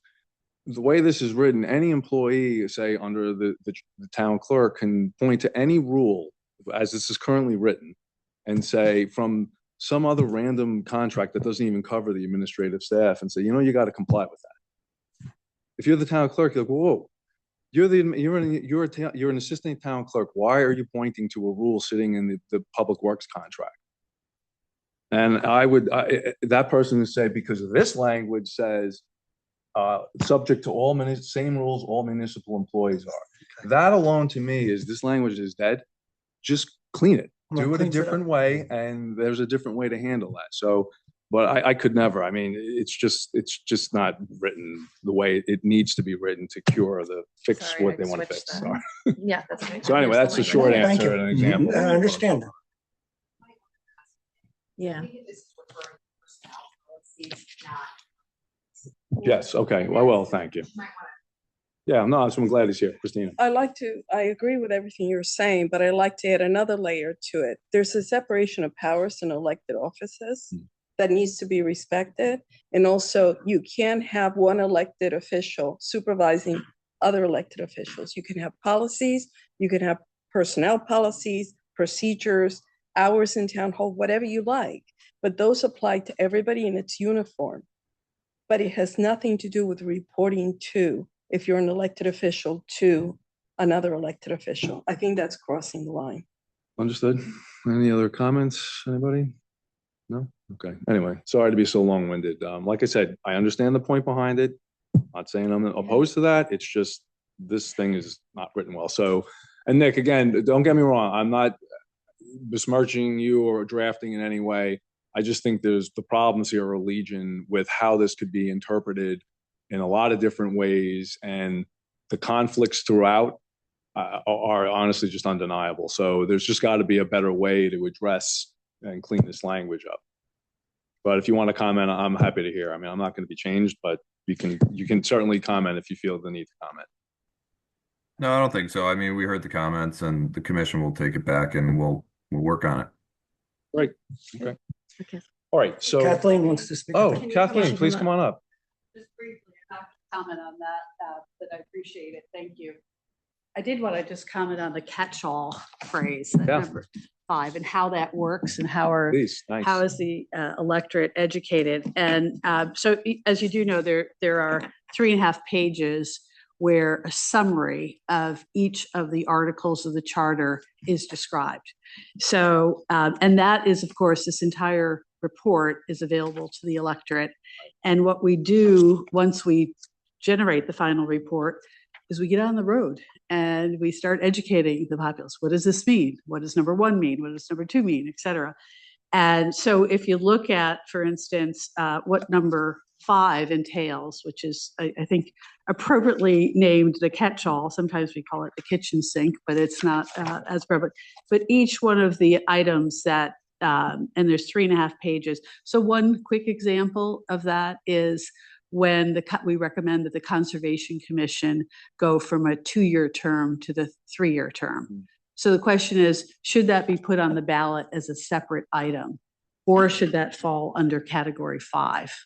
So that's so we went through each one of those to determine whether or not, yes, let's make it a specific ballot. So as some of the ones that you've already addressed, we said that's going to be a ballot item. Everything else is going in the category. It's the exact same wording we had a decade ago, which covered the modifications that we made, and anything, if you feel that any of the items that we have changed, and you just go through the 3.5 pages, which we have, say, well, gee, I really think that should be a ballot item, let us know. But we did go through legal counsel on that to say, is this something we should include or not include?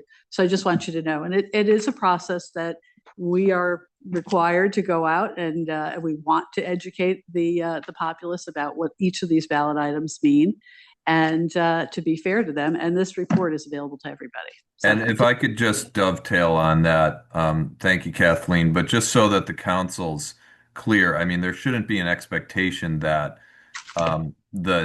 the voters are going to have a complete understanding of the proposed changes based on just what's on the ballot. I mean, it's just not possible. So, I mean, legally, that is the way to prepare the ballot. There is going to be a catch-all, and this will be available to the public. It'll be the commission's job to do that education piece, but every element of this is not going to be spelled out on the ballot, obviously. Christina. I just wanted to point out as an example, and I feel like I keep beating the same drum. 10 years ago, when the charter amendment happened, question 1 in the ballot stated the change from 4 to 6 on town council, which is perfectly fine. But what that did not show was another change in the same paragraph that took away and contradicts the Connecticut general statutes, giving the parties, doesn't matter which party it is, the right to nominate and endorse their candidates. But because that line was taken out, it took a whole other different meaning, and it's contrary to the state statutes. My problem is that 10 years ago, many came to the commission and said, this is a problem. And the commission dug their feet and did not change it, were not willing to listen to what the complications were. We didn't learn what that would how it would happen or what effect it would have until this past election. And this can happen to any one of the parties. You cannot undermine the primary process. No, the caucus, we don't have to go into it now. I'm just saying that this catch-all is a problem. And unless it's very explicit and the questions in the ballot are very exact, you then are misleading, meaning the process is misleading the electorate. And I just don't support it. Okay, Hillary. Just to clarify, I disagree with my colleague that that taking out any reference to the nominees having to be endorsed by the party isn't contrary to state law, because state law provides a mechanism for people to petition onto the ballot and after the caucuses have concluded. So I disagree that our charter as currently drafted on that specific point is contrary to state law. I think it conforms to state law, and Nick can certainly let me know. I mean, I'm sure everybody would, it's clean if you have like endorsed candidates, but our state law provides for a mechanism for non-endorsed candidates to get on the ballot, and to write something in otherwise would actually be contrary to state law. That you're misunderstanding it. Can we ask Nick? Do you mind? No, go ahead. I believe, Christina, you submitted a memo to this effect, which I have reviewed. And if I understand the point, is it that, at least by your estimation, the party rules allow for nomination of any number of potential candidates, whereas the state statute for minority representation would limit the number that can actually be elected to those slots? And you're trying to clarify that? No, you're mixing two things up. Minority representation is a separate statute. The nomination I'm aware. of candidates to the ballot, the state statutes state that a party may not nominate more than the number of seats it can fill. So it's locked into the number of seats it can fill, and that number can vary. That has nothing to do. Yeah, and that is other actually than- contemplated within the minority representation statute, and the charter provision that you're Yes. concerned with as it exists expressly states that all nominations for membership shall be made in accordance with the statutory requirements of the state of Connecticut. And then the specific 9167A, the minority representation requirements of 9167A shall apply, which also has provisions regarding who can actually run for those seats. So, I mean, I did review your memo. I reviewed this with the CRC. I do not legally see an issue with the provision as it exists. You don't have in there that no party may endorse more than the seats it can fill. I don't think it's necessary, Christina. Well, the Register of Voters has a problem because there are more seats because it says vote for 6, and there's no limit placed on the number that you can. Under the statutes, Christina, there isn't that sort of restriction. I understand you're saying the party rules that are filed with the Secretary of State might say something different, but legally, statutorily, the existing provision is compliant. The Election Commission doesn't agree with that. Okay, well, I'm not going to back and forth. That's where we land on this. Okay. Any other comments on kind of the stuff we've been talking about with respect to number 5 here? Are there any? It's so tantalizing. Okay. I'm so sorry. Can I say, I guess the only part that I'm confused about, like trying to follow it all, but there are so many like little small line item changes and clearly they have to get made at some point. So is your hope, do we think that there will be a mechanism that both addresses your concerns about the bigger issues, but a way to approve that? I mean, I guess what I'm hearing is that there would be a substantial amount of education, public education on, and quite honestly, on all of the recommendations. And then with respect to this last one, I think there'd have to be, quite an effort undertaken to educate. Right. That's what I'm hearing. And I'm also hearing that it wouldn't be itemized on the budget, on the ballot. So because of this education process, we'll have to, kind of take its place, and that's it. Either you got educated or you didn't. And if you didn't, at least with respect to the catch-all, and you showed up and voted, you're going to vote on, maybe you vote on it, maybe you don't. But that's at least how I understand it. The one, and I I don't like to continue on with stuff, but the one problem I have, Kathleen, with what you said about the ballot, and I'm looking, I guess this is the one from 10 years ago. It's really it's deceptive and misleading. And I'm not saying in a bad faith, nefarious way. It's just deceptive and misleading, and it mischaracterizes the proposed changes in the catch-all to say that they are merely technical and conforming changes. They are not. There are a series of substantive material changes. And that to me is very misleading, because like this whole discussion I had about, subjecting the town officers, again, putting aside the merits of it, which I think I'm in favor of, that's not technical or conforming. That is changing a lot. So there would be, even with a lot of education on that issue, you're showing up, and if you see just that formulation, technical and conforming, I think it's just simple. I'll just say insufficient, and I think it's actually misleading to the public to say that, and that's my problem with this. So, food for thought for your discussion. I'm sure there's a way to figure it all out, and I'm sure you will figure it out. But that's my concern. I did want to flag for my colleagues as we're kind of wrapping our kind of roll up here with this. So. Do we need to poll on that, or can we? Well, I mean, I'm happy to poll on it. I already told you where I'm at. By the way, Eric, just for the record, because I don't want to misstate it, he said he's in favor of that change. If you just give me a moment, what Eric said, because I don't want to misquote him. He's in favor of the way the language is written, the one that I've been harping on. He said he's in favor of it. He actually said that in public session. He also raised something he's opposed to, C3-4.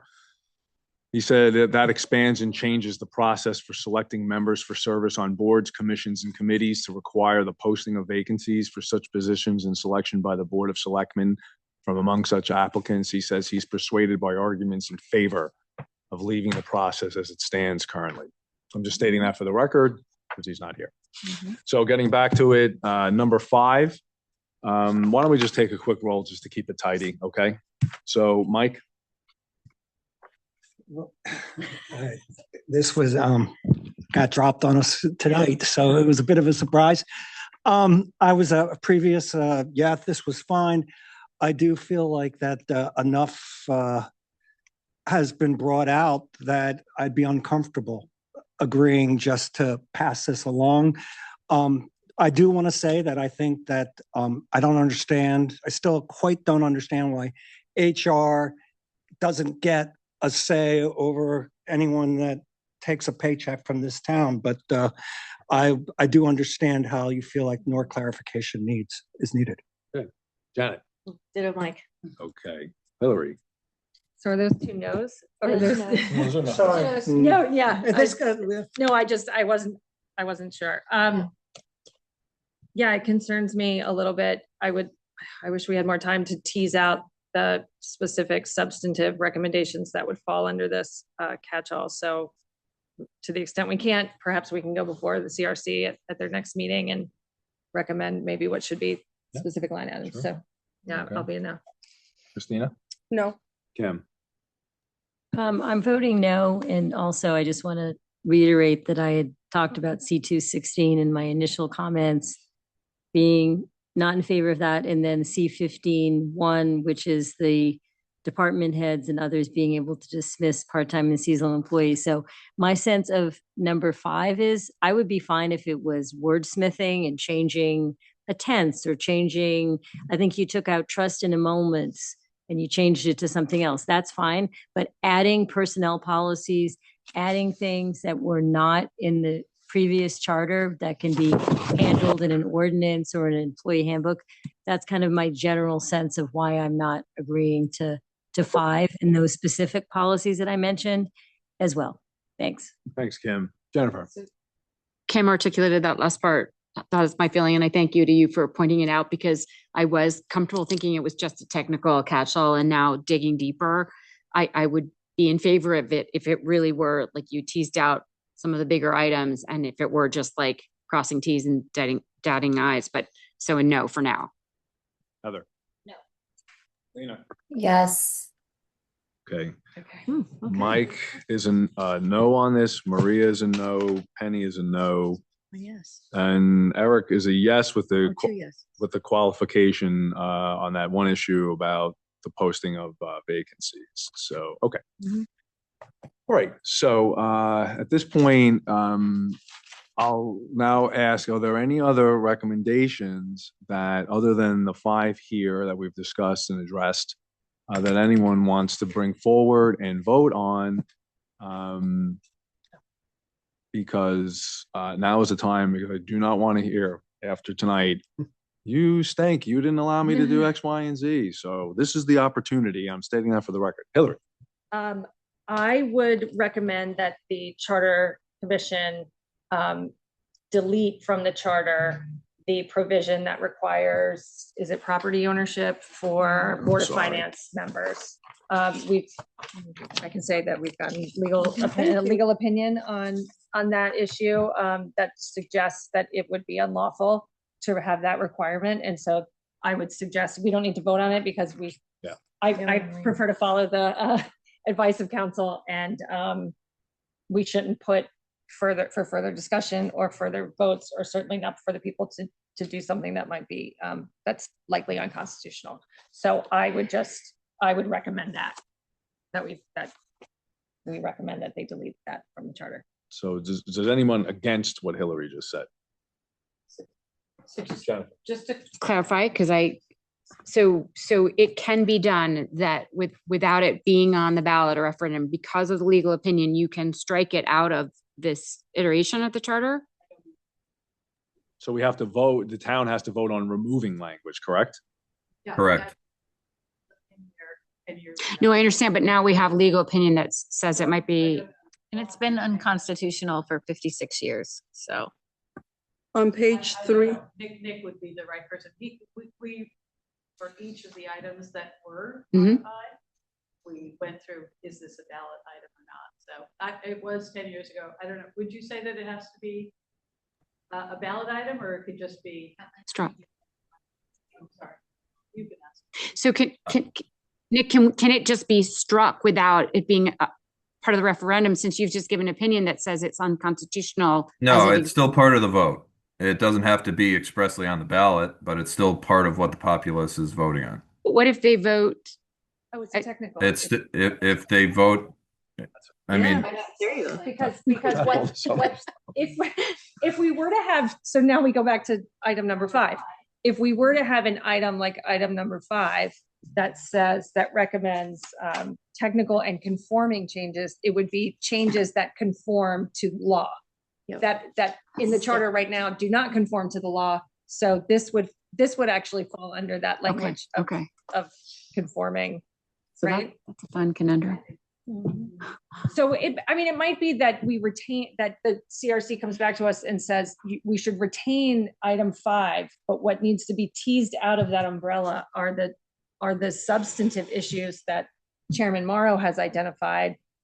But we can keep things that are like a technical or conforming changes would be anything grammatical, would be anything that didn't conform to current law, but like the law has changed in the past 10 years, or we have figured out that something in there is against the law. Those would be technical and conforming changes.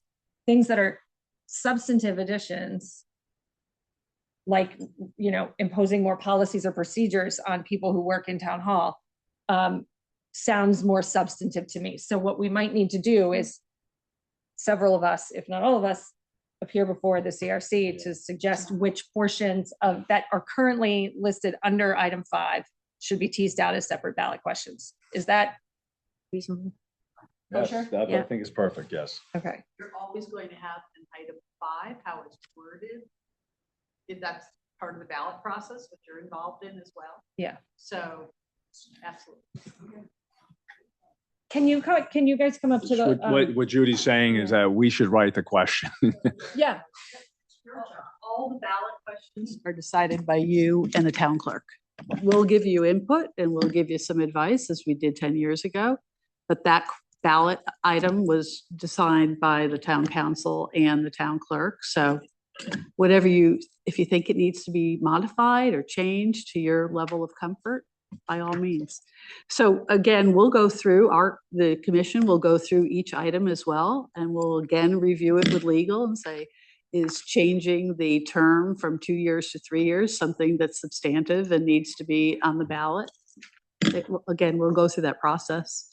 Yeah. So, yeah, but you're always going to have a catch-all as well, just to cover the. Yeah, what if the we did modifier. like that instead of technical and conforming, we said like Change the grammatical wording. and conforming to law or something, so that it's a little bit, it gives you guys a little bit more direction about what I think it is that we're hoping to get out of this particular item. I think grammatical changes are, we don't need to say we're going to change is to must, or like is to are, or whatever. It's conforming things like going from 2 to 3 years. Right. And if we can ask counsel, how does he feel about, you still need further discussion with CRC, or do you think that this particular item, we'll still discuss it, but the item about Board of Finance not being required to be a property holder, is that, if that was changed in the charter, would that still require in a single vote, its own ballot vote, or could that be in a number 5 catch-all?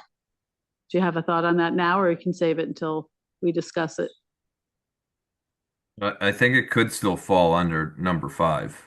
I mean, there isn't, a black or white rule for what goes on the ballot and what doesn't. I mean, it is in some respects discretionary. So, I mean, it's informed by what the CRC thinks is appropriate and what the town council believes is appropriate. Yeah, I mean, just logically to me, it seems it doesn't seem right that we would put a question to the voters on something that's unconstitutional and should be struck for that reason. So to me, that's what falls under conforming changes, right? Yes. I agree. So just the voters can't really overturn something that's like unconstitutional on its face.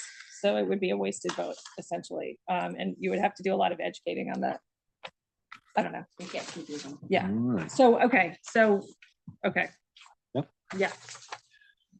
I don't know Thank you what- very much, Kathleen. Okay, so with that said, again, so we have a clear record. Does anyone have any other recommendation they want to bring forward right now? Could we discuss the recommendations that Ms. Russell and Mr. Rogers brought up about elected versus appointed P and Z and Board of Finance? Sure. We should, Do you want us to lead that? Go right see ahead. what our, so Ms. Russell had suggested that we recommend to the CRC that the composition of the Board of Finance be changed such that it would be elected. No, I want the voters to decide whether it's elected or appointed. I understand that, but it wouldn't be a charter revision to say, we're gonna let the voters decide. The charter revision, that would go on the ballot.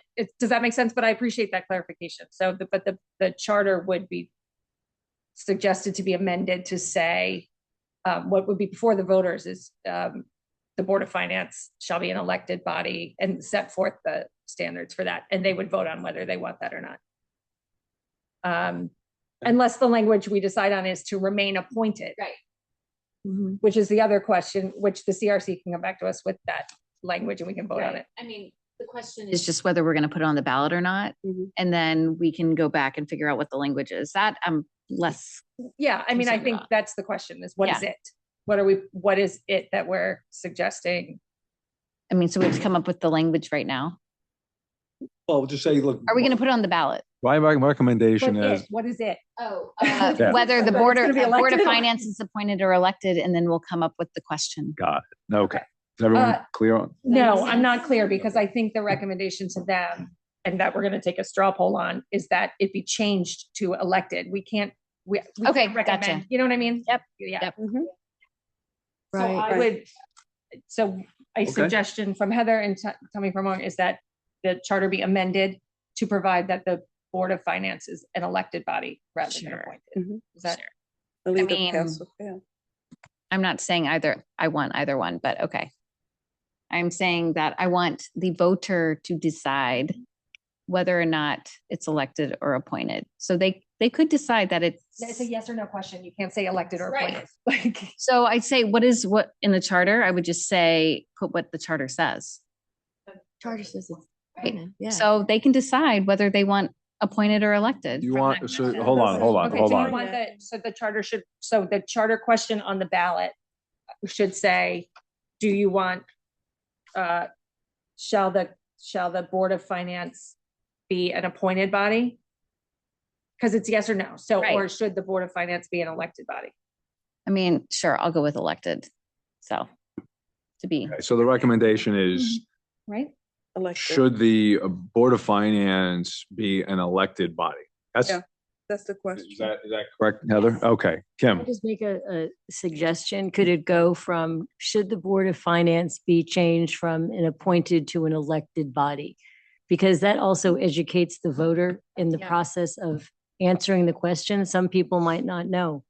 But that kind of gives both options great in the idea. question rather than making it an either or makes it suggestive. It makes Right. it more you're not open-ended. leading the to- voter. Not leading the voter. Good, good, Wait, good just to be suggestion. clear, this is a referendum question we No, possibly to them. recommend. It's a question to the And then they CRC. will vote again. They'll reconsider. Okay, Because but we're still voting on it. Previously, Okay. it was, for Board of Finance, at least, it was 9-2. I don't remember. It's 6-5. 6-4, No, I that's thought. planning and zoning. It was 6. 6-4. 6-4. Okay. So we're asking them to go back and reconsider that But essentially. we're taking a vote here. No, we're taking a straw poll. Yeah, It's straw not an official poll, vote. a straw poll. So just to clarify for everybody, we're going to take a straw poll, yay or nay. Should there be a question on the ballot that says, should the Board of Finance be changed from appointed to elected? Yes. So Got it, everybody? Yes. All right. So Mike, Yes. Janet, No. Hillary, No. Christina, yes. Kim, Yes. Jennifer, No. Heather, Yes. Lena. No. Mike is a no, and the other three are, I don't know. So that's that. That's Wait, you the, don't know what the three of them are? about, Should the Board of Finance be? I know from my discussions with them, they would be against, they would be no's. That, So should I put my option on there too? it's not a guess. I mean, they've told me Yeah, they they don't, told they me. don't want, and they've said it in public, in our public meetings, we can all reflect the record. They have said, no, they are not in favor of term limits. They're not in favor of converting any positions from elected, appointed to elected. And they're certainly free to correct if I'm wrong. That's why I gave the footnote lawyer thing before. I just say, 4 yeses and What's your vote now, Mike? My vote's no. Kim wants to say something. Yes, Kim. so when we had a public member from the public comment before that we're not trying to get consensus on everything, and there was a vote just taken, so there is definitely a trend. But I don't think it means that you all, CRC, can't rediscuss this question. Again, that's just my own thought. The CRC, yeah, one second, Mike. The CRC is free to discuss whatever they want to discuss, but they were asking for at least some preference, direction, guidance from us, but they are free to revisit issues and discuss new ones. Mike? I was just like the hybrid option to be put before them too. Well, I then. think Hillary was running the show Is here that- on this, yeah? For Board of Finance? Both also? for P and Z and Board of Finance. So one thing, I think. We're they doing could Board of Finance, I consider- get that, right? Yeah. So I'm just asking if you're saying, as a suggestion, if they reconsider this to be in, or do you want it to be a separate straw poll-ish? I'm happy to combine, my idea was that both Board of Finance and P and Z become hybrid boards with Okay, we'll do elected, it separate. and then, but it doesn't have to be separate, it could be together. Let's do it separate. Let's 'cause just do we've- it separate. Let's do it separate. Yeah, I think that's, so do you want to, And just use Heather's question, but make it an elected hybrid commission. So whether to convert planning and zoning and Board of Finance from purely appointed positions to a hybrid of appointed and elected, is that? what With a you're- bare majority elected. With a bare majority elected. Everyone clear on that? Okay, Mike. Thank you. Yes. What? Janet, No. no. Well, Mike's a no on that. Hillary, okay, no, Christina? Yes. Kim, yes, Jennifer, No. Heather, Yes. Lena? No. The same count. 4. All right. And based on my previous discussion, Penny, Eric, and Maria are not in favor of converting anything from appointed to elected. Okay, so that's 4. Again, Four and CRC is 8. free to consider what they want Yeah. to consider. The only thing I just want to add, Mike, is I don't know if they heard the hybrid option, so I don't know if it's fair to put their straw polls into this. That's my only thought. They can call up and correct, they can call Kathleen and the commissioners at any time and say, Mike didn't know what the hell he was talking about. May I, Mike? Yes. I just like to add that the CRC's vote on this was 6-5. So they're really close, and I really think that this should be looked at more carefully. is that the planning and zoning question? Yeah. So Planning and we just did the hybrid one. We haven't actually done just pure planning and zoning, appointed So let's versus do that. elected. So maybe we should take Sure. that poll. Yes? All right, so we just Okay. formulate what it is. Okay, should planning and zoning be changed from an appointed to an elected body? Okay, Yes. Mike. Janet? No. Mike Morrow is a no. Uh, Hillary? No. Christina? Yes. Kim? Yes. Jennifer? No. Heather? Yes. Lena? Conflicted, no, but only if the other two guardrails of the term limits and the open application posting process is implemented. Understood. Okay. And then as far as Maria, Eric, and Penny, again, they're not in favor of converting anything from appointed to elected. And they're free to correct me whenever. It's the same 4 to 8 then. Okay. With that said, are there any other recommendations that anyone wants to bring forward right now? Kim? Yes, I wanted to bring the ethics recommendation forward to have the CRC consider elaborating on the ethics section of the charter to include ethic standards that are Yeah. Okay, so what Expanding that section. precisely is the recommendation like we've been doing? Formulate it precisely, then we'll take a straw poll. Shall the charter include additional ethical provisions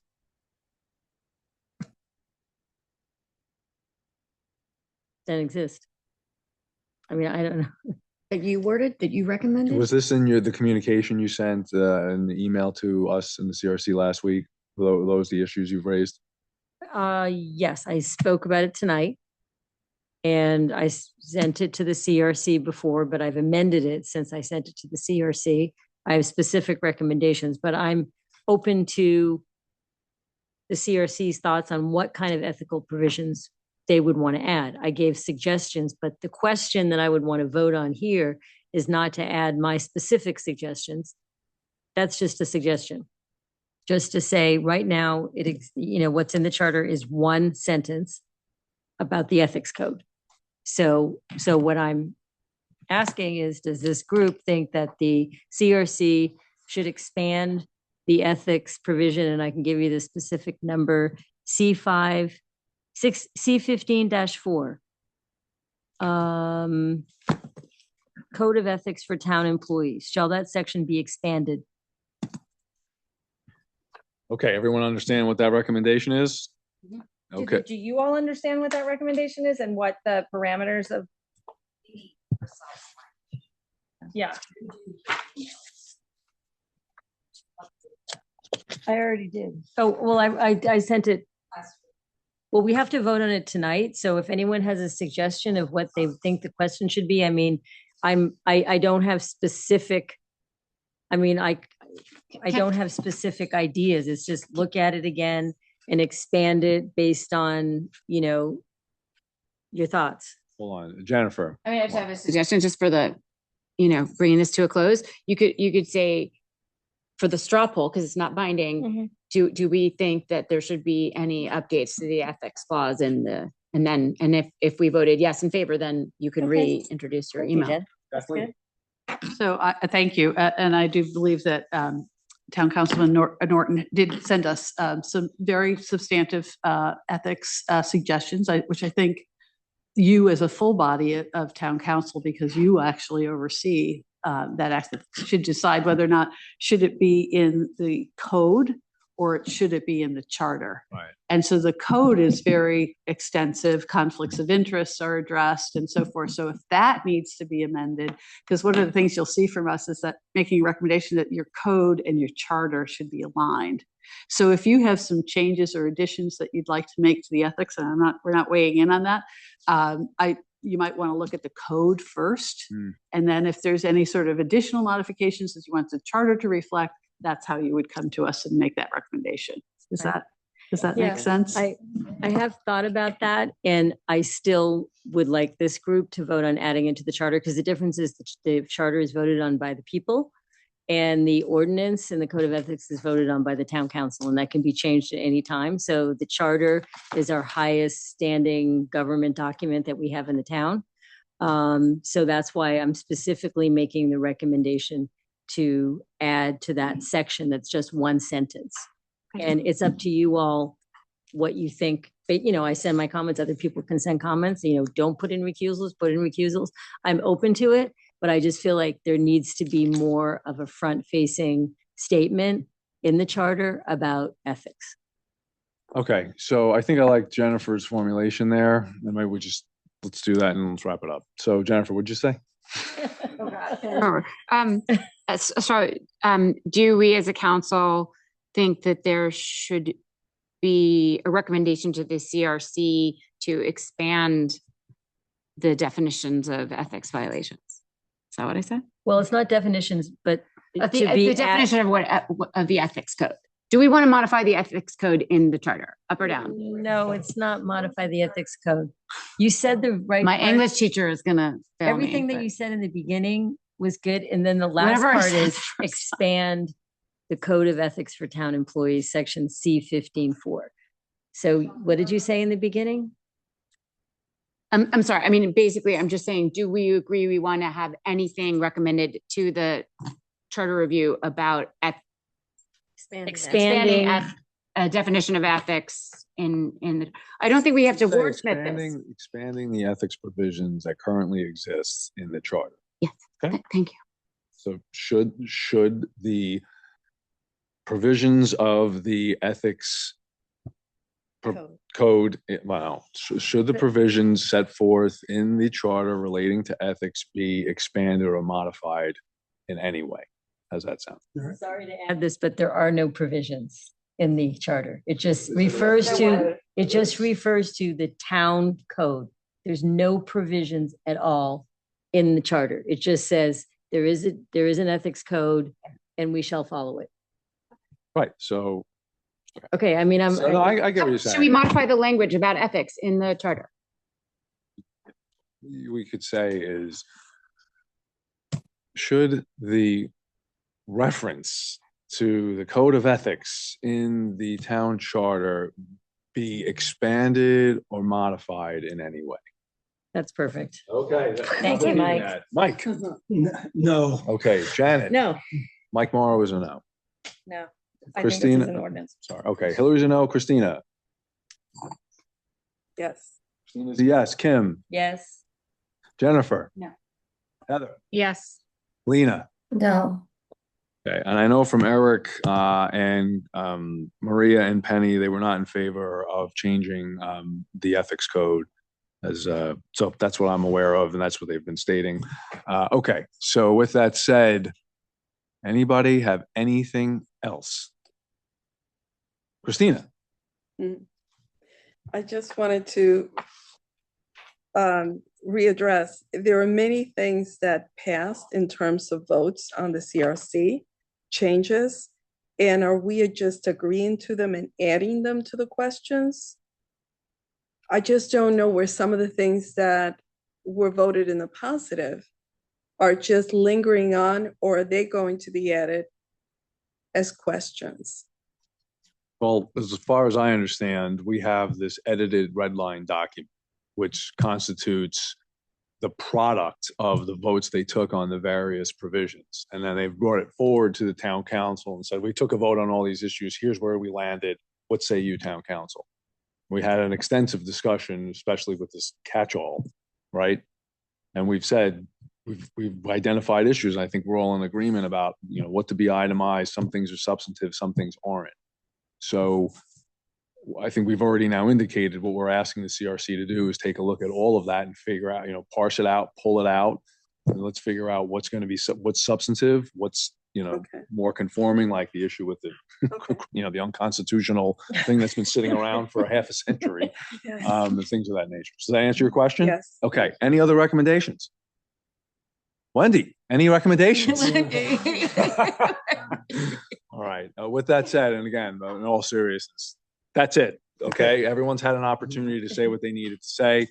With that said, quick closing. I know we have a little bit more work to do as after the CRC concludes their final phase of this, but it comes at a pretty interesting time for us in town.